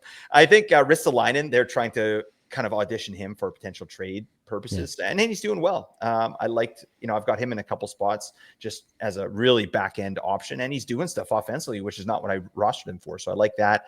But yeah, you can't trust these guys. You can trust Konechny. I like Konechny, and I think Michkov is probably going to have a nice end to the season here. He looks really good. This guy is. He is a great offensive player, and I really hope that all the stuff that went on this season with the deployment, like I hope that sort of evens out next season, and we can see kind of like a 70-point Michkov. I think he's right there, 70 to 75 points if he can get some deployment. Yeah, I would agree with that. I have phrased it this way. Somebody was asking about Michkov, and I said, I trust the player. I think the player is terrific, and you will like what you get from the player. I do not trust John Tortorella to play the player or even not scratch the player at times throughout the rest of the season. And for that reason, I'm pretty much all the way out on Michkov. Like, I just can't take big zeros in my lineup that way, and so there's just other players that I'll be looking to acquire, even if he's on the waiver wire in some spots. Like, yeah, the potential's high, but also the potential that he absolutely submarines your week because he's literally not playing games is right there. So there's I'm baking that into every decision that I'm making. Philadelphia also doesn't have a great playoff schedule, so that's Right. also factoring into it for me as well. Pittsburgh, Malkin's still on the power play 2 with Brian Rust out. Anthony Beauvillier has been moonlighting on the Crosby line. If you want to get in on that, the window is closing. It sounds like Rust should be back soon. Eric Carlson and Kevin Hayes joined Michael Bunting and Crosby and Raquel on the top power play unit. Yeah, Carlson back there should hopefully raise his floor a little bit for fantasy managers who have been stuck with him this year. Both goalies kind of got pumped a little bit here, both Alex Nedeljkovic and Joel Blomqvist. Yeah, not a good scene for either of these guys on the weekend. Nedeljkovic had actually been playing pretty well before the break, so I would assume that they'll give Nedeljkovic most of the work the rest of the way. That's my baseline expectation at this point. You, Blake? Yep, I'm right there with you. And I do want to shout out Evgeny Malkin. I think this guy's still got some love to give. All right. He's power play 2, but they're doing some stupid stuff there in Pittsburgh. And power play 2 it's a good enough unit, and I think they're getting enough time where they can actually do something. So yeah, if Malkin's out there, I think there's some value there for sure. But yeah, this team is really uninspiring. I wonder if there is any chance that Sidney Crosby gets moved here at the deadline. What do you think? It's going to be totally up to Sidney Crosby. I doubt it. Personally, I just don't think he's that guy who wants to go anywhere. He's won enough. Yeah, I think that's most likely where it ends up, but never say never, I guess. Heading over to San Jose, not much to say here, but you do have basically the Celebrini effect. You want to see who he's playing with. Eklund and Toffoli in this game against the Flames here, and then Will Smith joins all three of them on the top power play unit with Jake Wallman. Macklin Celebrini again, like what can you say about this guy? 20 minutes, 10 seconds in this game, scores a goal, 6 shots, 12 attempts, 7 individual scoring chances Been for awesome. just an absolute unit at is he still 18, 19, whatever he is, still a teenager Look at in the the size of NHL. this lad. Just an absolute unit. So love that for him. And yeah, I think Jake Wallman is a really good look. Him and Ferraro both played over 26 minutes in this one. Wallman had an assist, 10 shot attempts, only 2 that actually made it to the net, but he tried a lot. So that's something. What do you think about San Jose? Any takeaways here, Blake? Any players a little further down that you're interested in? Oh God, put me on the spot. Walker Dewar. All right, I'm very interested in that player. No, I'm not. Yeah, I'm here to watch Celebrini. I think Zetterlund and Will Smith. That's an interesting line. Those are guys that I think in a couple of years could be definitely more valuable. Zetterlund's shown some value here in the past, but yeah, not much to say about this team. Jake Wallman's been a nice little piece here, as predicted, hasn't he, Nate? Yeah. Yeah, it has been for sure. I wonder if Detroit wishes that they had somebody like Jake Wallman right about now. Seattle, Jordan Eberle has come back, has played both of the games for Seattle this weekend, but has been on line 4. Did play power play 1 on Saturday, but then not on Sunday. I'm still not entirely sure what was going on there. But yeah, worth checking out what that's going to look like moving forward. It's Seattle, so it's probably going to be messy and it's going to get moved around a lot. But yeah, that is about how it goes. Capo Caco did have a massive game here on Sunday, 21 minutes, 43 seconds. So that's something to look at. They really prioritized him. And basically, It was him that took over the power play 1 spot for Jordan Eberle in the game here today. Didn't really net anything out of that, but yeah, he was there. Jaden Schwartz, 6 shots, 7 attempts, 6 individual scoring chances for in 17 minutes, 52 seconds on Saturday. Follows that up with 19 minutes and 52 seconds on Sunday and 3-4-4. So Schwartz still continuing to do stuff under the hood, looking solid. Streamer level, obviously. I'm not saying like he's a guy you got to rush out and grab and hold, but definitely the streamer that I feel the most confidence in Seattle currently. They're all streamers. It's nothing has changed. Damn it! It's the like you could almost call Brandon Montour a streamer. He's not doing anything. It's so frustrating. I thought with the new coach in here that we might see a little bit of a change in the deployment, and it's kind of gone to old faithful here. And that's fine. I do think Matty Beniers, Jaden Schwartz, Capo Caco, that's their best line currently. They're playing pretty well. Matty Beniers is a player I'll always be interested in just because of his sort of player profile. Not so much his individual chance and shot generation, obviously, but he's a great player. He's a young player, and I think he'll be good in this league for a long time. Where are you at with Jared McCann these days, Nate? I mean, he's on a 60-point pace. What do you think about his season so far? Yeah, I think definitely there's some element of the Eberle injury where he was the player that McCann had the most chemistry with. But yeah, I mean, if you look at the game log, the last 5 games that McCann has played, 4 shots, 1 shot, 3 shot, 5 shots, 5 shots. The problem is that the ice time is not there. Um, yeah, I really don't understand. I would love to Don't understand why understand. these coaches can't identify their best players and just play them. To me, Jerry McCann is still very clearly that, but the minutes have really gone down. There was a point in the season where the minutes were starting to climb up and he was being relied on a little bit more. I got a little bit excited at that point, but that has gone away. And so now he's just above streamer level. Like I'm not dropping him anywhere where I have him basically, but I'm also, I'm not super excited about the high end potential, just given what we've seen out of how it looks like Dan Bilesma wants to deploy this team. I mean, it hasn't worked so far this year, Dan, so maybe try something new. But Switch it up. yeah, that is where we're at in Seattle now. St. Louis, the lines and the power play still kind of split here. It's Rob Thomas and Pavel Buchnevich together versus everybody else. It kind of feels like Kyrou is the one who's really getting minimized the most out of this situation, which is really unfortunate for people like myself who roster Jordan Kyrou. He did net 2 assists in this win against Colorado today, but 16-56 and then 15-14 in these 2 games on the weekend here, just 1 shot in each of them. Yeah, it's an unfortunate spot for Jordan Kyrou right now.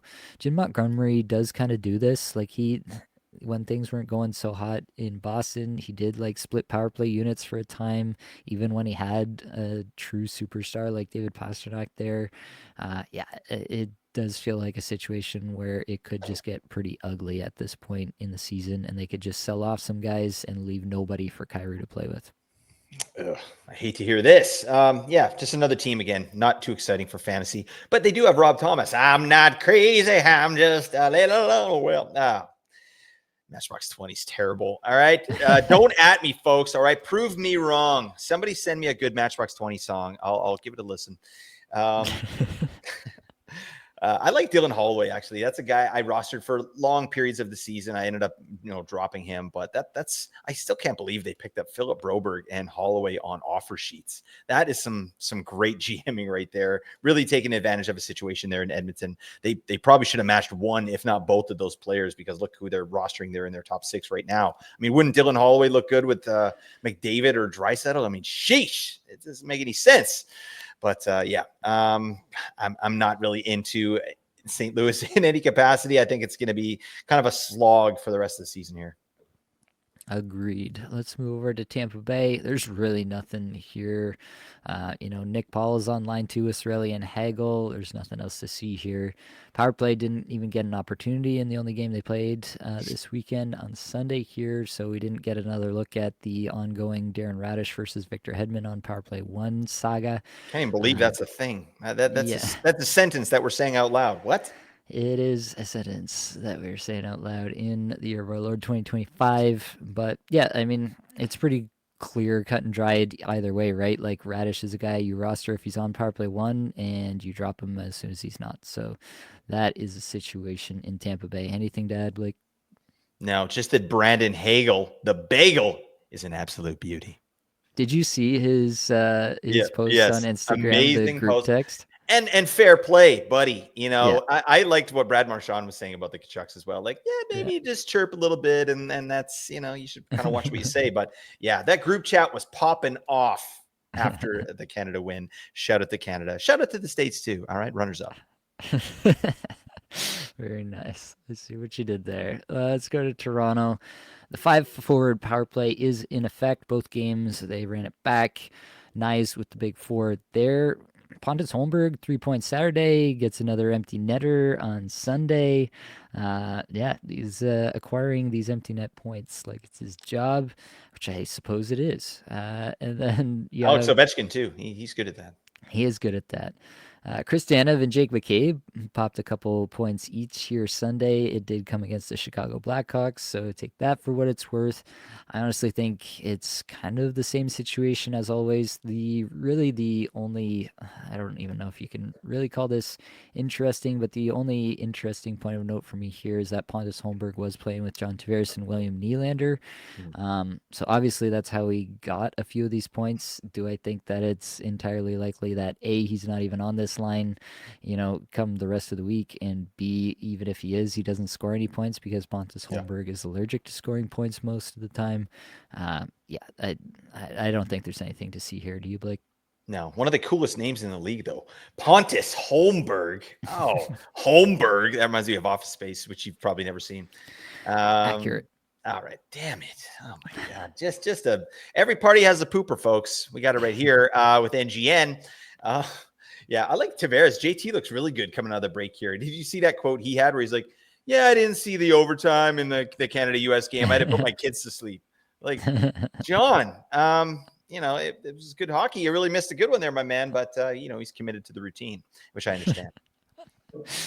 Yeah, I wonder what kind of routine he has where he's putting his kids to sleep at like 11:30 p.m. But there's some holes in John's story there. Yeah, there might be.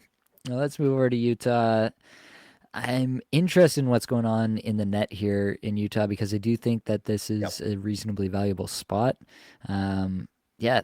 Basically, I think it boils down to whether Vejmelka can keep Ingram at bay. I did mention this in the podcast I put out last week, going through all of the NHL teams' goaltending situations. So that's one I'm monitoring. Has a solid game. Vancouver didn't mount much of a threat, quite honestly, in this game. I think it was like 15 total shots on goal in the game, in the entire game.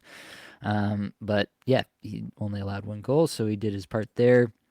That's something we should keep an eye on moving forward because I do think there's value in the Utah net, especially with Thursday back, right? Like they're getting healthy again on the back end. That will only help matters. You have Barrett Hayton popping a hat trick, 2 goals on the power play, is on the top power play there and maintains that spot even though Logan Cooley comes back and scores a goal here on Sunday. Dursey coming back as well, as we mentioned. Has been playing with Oli Mata on the second pair. I guess you call the Sergachev pair the top pair there.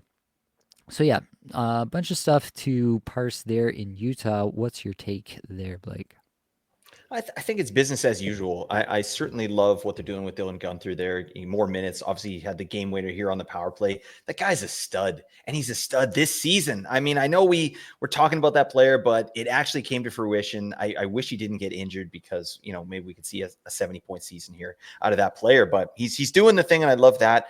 I think I do like Barrett Hayton, but, I saw people rushing to the wire to add him. He was on the wire, and there was a reason he was on the wire. He wasn't doing anything. So it's so funny to me in fantasy hockey. A guy gets a hat trick and people are like, I gotta have him like right now.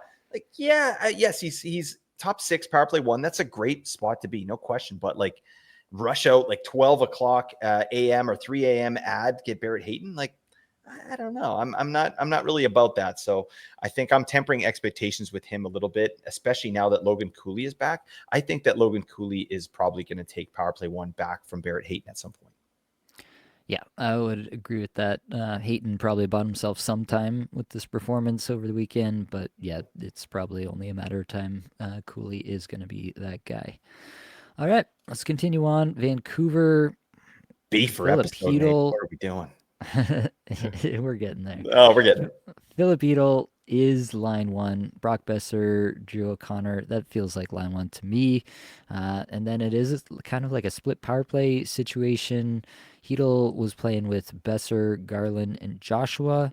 Tyler Myers on the back end. On Saturday, he goes for 6 shots, 10 shot attempts, 6 individual scoring chances for. We talked about the Pedersen saga ongoing there. But really, I want to focus on Hedel because I think that's the more interesting thing for fantasy. Pedersen, I think it's been talked to death. I don't think we need to go back into that. But Hedel, I think there might be something here, Blake. Yes, absolutely. Passes the eye test, no question. And the metrics, this is a guy we've liked about the metrics. And I forgot that I called Philip Hedel the Macro P. I forgot about that nickname. You'll have to go back to our episodes to figure out what we're talking about, folks. But yeah, this is a guy who brings an element, a rush element to the team that they sorely need, the Vancouver Canucks. They are like a dump and chase team, and they're not very good forecheckers. So they play hockey the way I play hockey. I just zoom up and then the puck gets taken away from me and it's back in transition, like ramming it down my throat. So it's having a guy like this on the team is a breath of fresh air. And I thought he really generated a lot in the game that I watched, which is yesterday with his line. So, it could still be a year. I think Hedel is a player of interest for me next season with the Vancouver Canucks, like at least the way the roster is currently constructed. And if he can hold on to like some decent power play time, I think, yeah, we're looking at a guy that's probably going to break out. His career high is 45 points. I could see him beating that next season with the Canucks with similar deployment here. So I really like that player moving forward. For sure. Philip Hronek playing a huge role, obviously, with Quinn Hughes out. Hopefully, Hughes is back soon, but as long as he's not, Philip Hronek is one of those guys we talk about, right? One of the kind of elite guys who you stash in case of injury, maybe not to the extent of a Thomas Harley, but in that same sort of idea where as if the guy in front of him goes down, has a lot of value for fantasy. And we would be remiss if we didn't talk about this Kevin Lankinen extension. Thatcher Demko comes up on IR, and Kevin Lankinen gets a 5-year, $4.5 million deal. What's the status here, Blake? Are we talking about Thatcher Demko? Like, is this worries that he's never gonna play, long term again? Like, at least to the same level? Is he gonna have to have his reps managed, and they're just gonna have to do a split goalie situation? What's your take on what's happening there? I think when you see the contract that Lankinen signed, and well deserved for me personally, like I love the term. I think that the AAV is a little bit spicy, right? Like he's a backup, but this season he has been a savior for the Canucks. There's no way that the Canucks are even in a wild card contention without the play of Kevin Lankinen this season. That's a fact. So I think they're rewarding him, and rightfully so. He has like a really good relationship with the goalie coach here. It's just a perfect situation for Kevin Lankinen, and that's why they targeted him. And he really kind of banked on himself, and he's rewarded. So I appreciate that. But in terms of Demko, yeah, this type of money says to me that even when Demko does get healthy, they are absolutely going to manage his starts, and we're probably looking at a true split here. Like maybe like a Logan Thompson, Charlie Lindgren situation earlier on in the year, right? Before Logan Thompson signed his big contract. I feel like they could absolutely go 1-1, with probably Demko, if he's healthy, getting those extra starts here and there. But, if and when Demko does go down, you've got a more than capable performer who is definitely better than backup level. Kevin Lankinen can absolutely be a number one goalie on a team. Not an elite one, but he's certainly having a great season this year, and I'm happy for the guy. I think it looks good moving forward, and I think with the cap going up too, they won't even really notice it that much. All right, let's head over to Vegas. You got Noah Hannafin on power play one now with the Shea Theodore injury, as expected there. What was a little bit unexpected was that they threw the top nine into the blender. We got Eichel, Barbashev, Olofsson, Stone, Saad, Howden, Hurdle, Dorofiev, Lavoie as the lines there in Vegas. Brett Howden took advantage, 2 assists on 5 shots, 7 attempts, 6 individual scoring chances for in 17:31. Dorofiev didn't net any points, but another 5 shots, 10 attempts, 6 individual scoring chances for. Guy's just a monster. He's getting better all the time. Yep. I honestly think that it's been a little bit muted this year, I feel like, but I really do feel like we could be looking at this guy as a monstrous breakout next year to an even new level. And maybe it'll be like the one of these like worst kept secret situations, but I really do feel like there's a strong chance that they really do take him to the next level in terms of deployment next year. He starts to be like a 17, 18 minute a night guy, and he is a central part of the power play. It feels like already now in Mhm. Vegas, and I think there's a really good chance that maybe starting this year, but probably really next year, we could be looking at a guy who pushes 40 goals. Oh, I love that. That's not even spicy to me. This guy reminds me of Dylan Gunther a little bit, Yep. like just kind of same profile, and he's got a better team surrounding him, right? Guys that play better in all three zones and get Yep. him in better positions. So I like that. I do want to shout out Ivan Barbashev a little bit. I kind of make fun of the guy, but even just watching the game the other day and then digging in a little bit on Corey Schneider's microstats, it really matches up with what I saw. This guy is carrying the puck in at an elite level. I was surprised by that. He really was making plays out there. Whereas I didn't even notice Jack Eichel that much in that game. And maybe he's tired after the Four Nations too, but it was Barbashev on that line with Eichel and Olofsson that was really driving play to me. And it kind of makes sense to me why he's having so much success at even strength. Obviously, playing with Eichel will do that, but Barbashev's no slouch. I think that's a player I might have to sort of reevaluate in the offseason here and just kind of tinker with my, how I'm viewing him moving forward. Absolutely. Let's go on to Washington. This team is absolutely rolling. 15 goals in 2 games on the weekend here. The power play one is PLD up there with the conventional guys. You got your Wilson, you got your Strome, you got your Ovechkin, you got your Carlson on the back end. That means Chikrin still power play two. Ovechkin drops a hattie here. Obviously, we're getting right down to the wire with the Gretzky record watch and Alex Ovechkin here, which is a fun subplot to follow in this NHL and fantasy season. I want to really highlight Jacob Chikrin here, though. He pumps out 3 goals, has an assist, 11 shots in these 2 games, doing this in about 20 and a half minutes average between the 2 games here. Just unbelievable stuff from Jacob Chikrin this year. I really wonder what's going to happen with him after this year. Like, is Washington going to get him done? It's obviously a fit in Washington, but it is a question, does he want to go be that number one guy? Is John Carlson not quite ready to relinquish that role? Does Washington want to give him a big contract? All that's still coming down the pipe, but it doesn't seem to matter that Chikrin is on power play too. He'll just do it from there and do it at even strength, and he is that dude.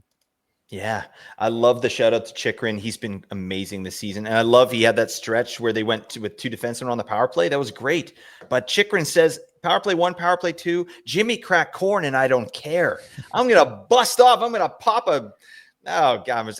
All I can think about is sexual innuendo. I don't want to do that right now. All right. We're an hour and 37 in. All right. I want to keep it PG. But yeah, Chikrin's a stud. And I'm really happy. I drafted him in a bunch of spots. I was pissed off because he got traded to Washington, right? And he's clearly behind John Carlson. But I with a season like this, he's almost at his career high in goals. That's amazing. Like this guy's had an amazing season. So shout out to Jacob Chikrin. He is who we thought he was. And then I do got to shout out Ovechkin. I mean, geez, like this guy's on a 92-point pace. I didn't see that happening, right? But one of the things that I obviously talked some yang on Ovechkin here leading into the season, but I really didn't think about how much his team would be pushing for him to get this record and how they would be looking for him. And just he had, I think if he didn't have that great start that he did, Ovechkin, like we wouldn't be worried about this. He'd probably mentally be checked out like, okay, next year I'll be getting it. But he has an absolute shot at this year. And I think he's going to do it. I absolutely think he's going to do it. Another Hattie today. That's crazy. That is absolutely crazy. And these are vintage Ovechkin goals too. So I'm happy to be wrong on Ovechkin this year. The guy still can't skate, but who cares when you got a rocket like this guy does? Giggity. All right, let's round it out. Winnipeg, Pionk gets power play 1 with Marcy out as expected. Top 9 is back to normal with Adam Lowry back, the captain there in Winnipeg. Yeah, they've been rolling all year. There's just no reason for them to change anything at this point. Kyle Connor does feel like he came back with a bee in his bonnet after getting scratched for that final game, USA Canada in the Four Nations. So he had 1 assist, but pumped 10 shots, 11 attempts into 8 individual scoring chances for. Obviously, if you have Kyle Connor, like there's not really much you're doing with this information, but was nice to see after he didn't have a great tournament. Yep, for sure. I want to shout out Gabe Velarde as well. Like this guy has been doing it all season, granted on massive efficiency, but I mean, career high in goals, 26 goals. He's on a 76-point pace, and he was on your waivers. Nate and I told you to pick him up, didn't we, Nate? We absolutely There you go. did. Let's get to biz. All right, Blake. Well, it is a massive beefer, but we've been pent up for so long. Very pent up. We just had to. We had to release a beefer here. I don't know. Release a beefer. I'm going to clip that. Nate just released a beefer. Oh, my God. All right. Sorry. So we're going to do a Would You Rather segment here is the plan. If we can get there. But the idea is we're just going to go. These are players that are, when I took it, they're probably like plus or minus 5% rostered in some direction from the middle, the player I chose in the middle here. So these are players who are very similarly rostered, and we're just going to do rest of season. Who would you rather have? Let's assume like a couple points style situation here. If you want to factor in playoff schedule, let's assume weeks 22 through 24 on Yahoo. Right. And let's get to biz here. We're not going to give a whole lot of, super deep analysis into why we are going to go this route. Obviously, we're pretty deep in the episode here, but I did want to run this and put this out. Let us know if you want us to do this more. We talked about it at some point. Like, I do think this could be a pretty interesting segment. Could be real decisions that some people are making, trade decisions or ad decisions. So, yeah, let us know if this hits for you in any way. But, Blake, I'm going to put these all to you first. I will answer them myself as well. At center, you got Elias Pettersson, sorry. Connor Bedard, Vincent Trocheck, rest of season, go. Bedard. Absolutely. This one's a home run for me. These guys are similarly rostered, but this is Connor Bedard with a bullet for me. I think I would have to take Trocheck over Pettersson as well at this point. Ooh, no way. I'd go Bedard, Petey, Tro. Interesting. Fish show. It's okay that you're wrong. Let's go on to the next one. Celebrini versus PLD versus Bennett. Oh, God. I have to go Celebrini there. Yeah, this one's tough for me because of San Jose's truly putrid playoff schedule. I do think Celebrini is by far the best player of this trio, but does that matter? Like, I think this is a little bit different. Like, I think if you're cruising in a buy position in your league, I think maybe you would go the PLD route or the Sam Bennett route. If you are scrapping and clawing to actually make the playoffs, then I think I would go the Celebrini route and get myself there for sure and worry about the playoff schedule after the fact. So I think that would actually change my answer on this one. If I'm just going in terms of who I think scores the most fantasy points rest of season, it's Celebrini for sure at the top. And then I think with the Kachuk injury and the uncertainty of that timeline, I think I would go PLD over Sam Bennett. Moving along, Boone Jenner versus Troy Terry versus Kent Johnson. What do you say, Blake? Oh, why you got to do this to me? I'm taking Troy Terry there. I'll go Troy Terry, Kent Johnson, and Boone Jenner in the format that we're taking. Yeah, I have to agree with that one personally. It's just we don't know what Boone Jenner is going to really offer at this point. We don't know how the team's going to deploy him necessarily. He doesn't come back and play center right away. He's on the wing.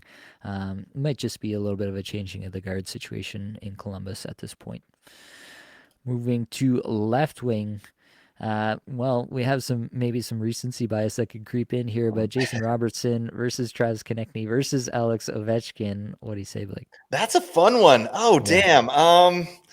I think to me, it's between Robertson and Ovechkin, and Mm-hmm. I think I think I would have to go Robertson. I feel like that's a little bit safer, but I mean Ovechkin has all the ability to just pop off. Like I said, they're really focusing on getting him this record, so he could do that. But I think I'm going to go a little safer with Robertson, Ovechkin, than Konechny. Yeah, I tend to agree there. I think that's the right call in the end.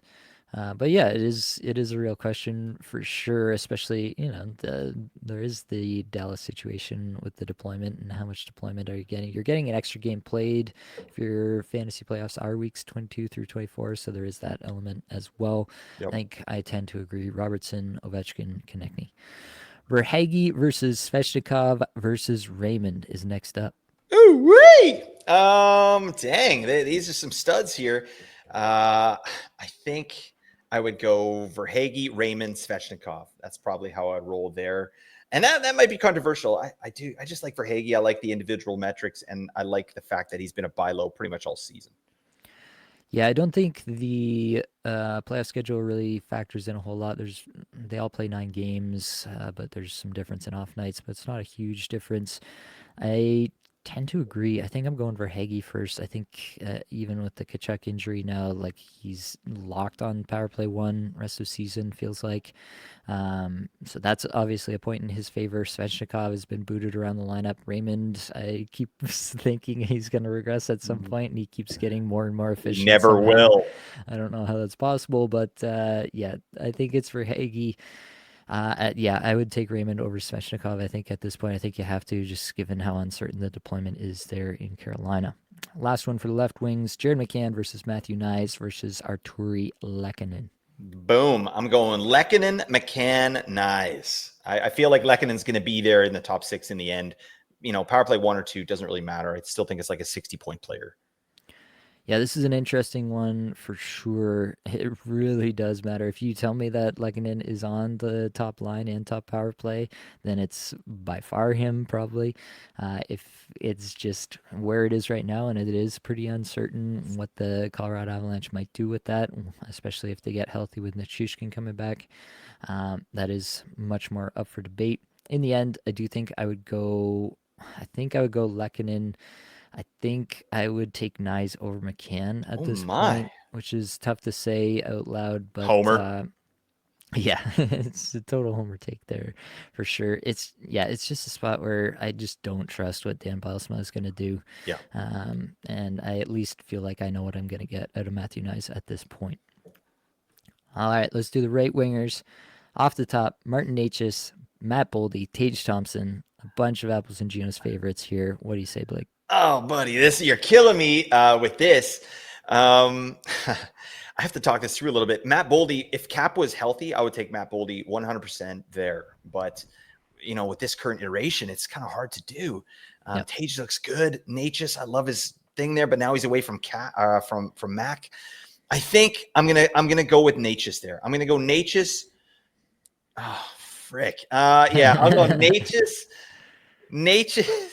I'm just gonna keep saying Natchez. I'm just keep calling. I'm gonna go Natchez, Boldy, and Thompson. I'm gonna do that. That feels right. But I mean, Tage, any one of those could be the number 1 pick. Yeah, I do think that's well within the range of outcomes here. For myself, I think I'm gonna reverse your order. I think I'm gonna go Tage, Foldy, Natchez. I love that. That's Um, interesting. yeah, the one thing is Tage does feel a little bit uncertain because Buffalo could trade all of his line mates and everybody that he's ever had any chemistry with, and just Everyone kind of he ever loved. yeah, just kind of tank the season. So that does feel a little bit uncertain. But again, the playoff schedule there, Boldy has a really good playoff schedule. But as you mentioned, the cap situation probably does knock him down a peg. Yeah, that's why I'm going. Tage, then Boldy, then Natchez. Final answer for me.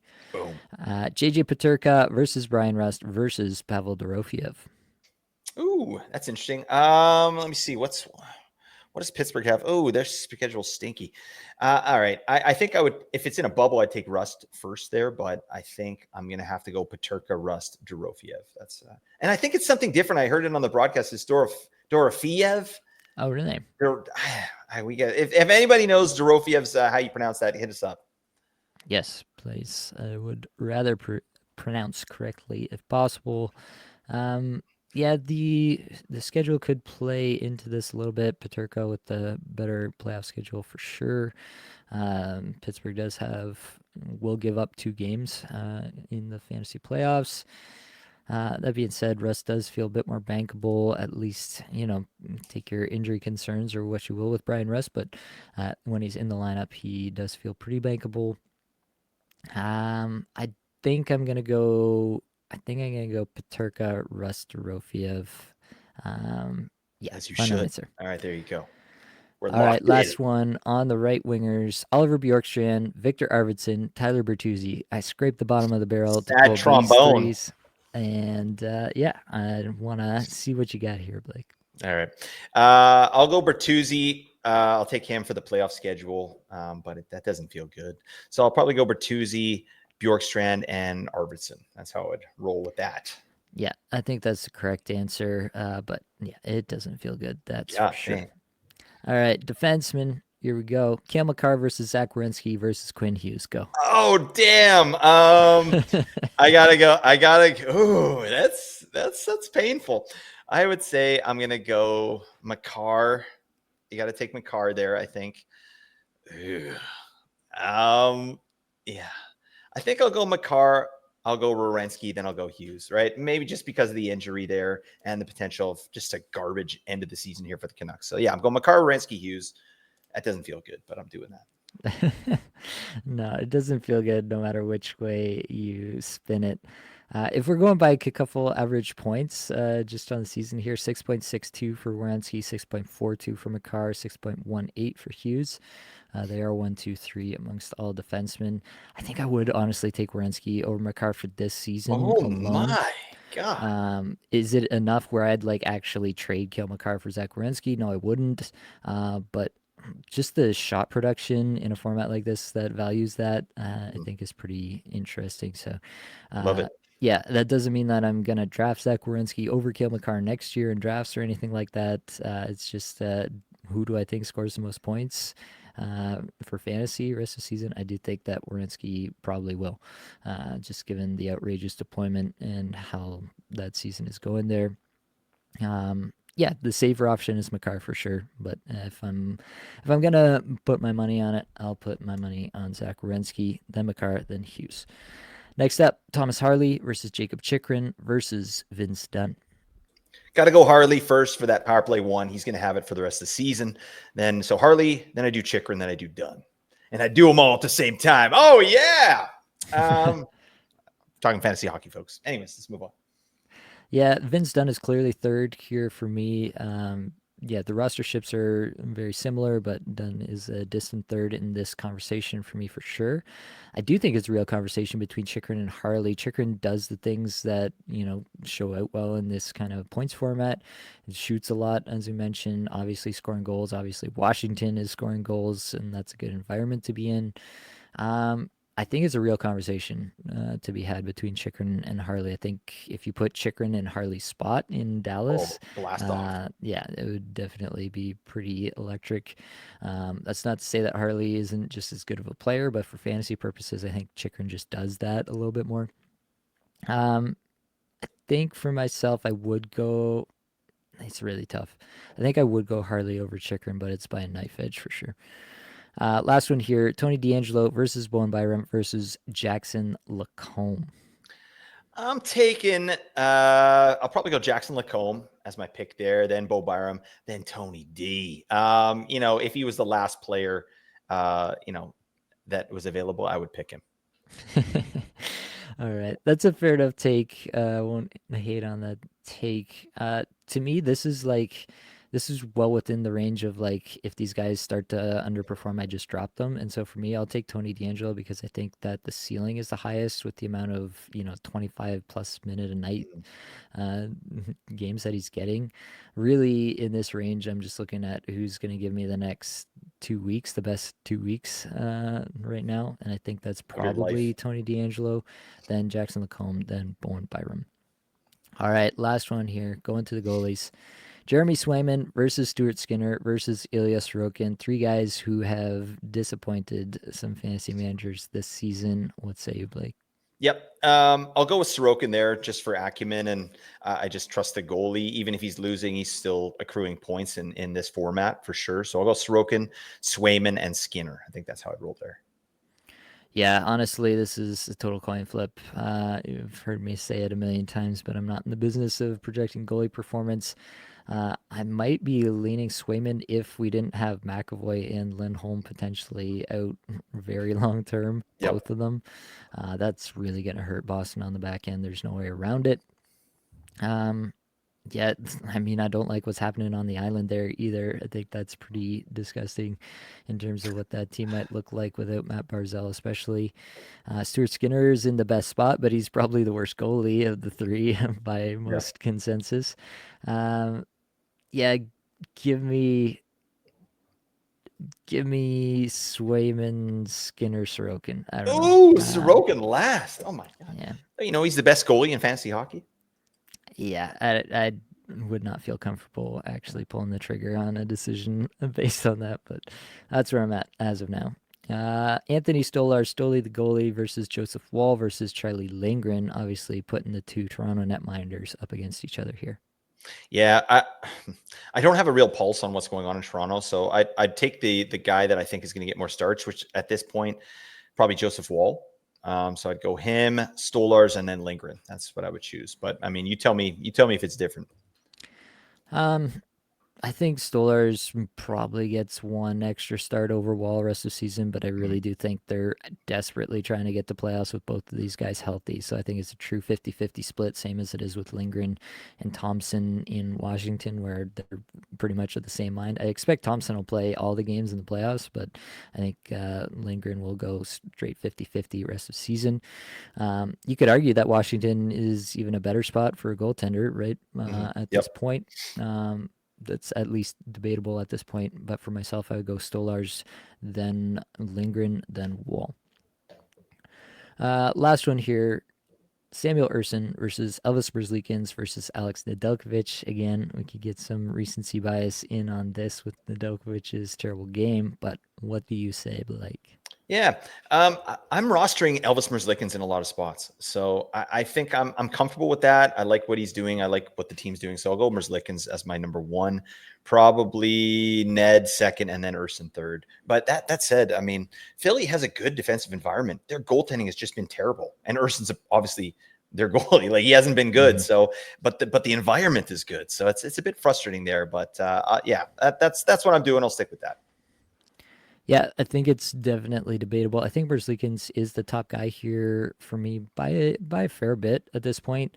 You look at the games where he wasn't performing that well. Dante Fabro went out for a bit. Zach Werenski missed a game. Yep. Obviously, they had a bunch of other injuries up front. I think it does kind of correlate when the team is better in front of him. Then Merzlikins is playing better, and he is a true volume starter. So, give me Merzlikins. And I think I would take Urson over into Delkovich at this point. I feel like Pittsburgh could just go back to. They could give Blankvist some run just because they could, call Yari back up from the minors and be like, well, we're paying you money. We may as well use you.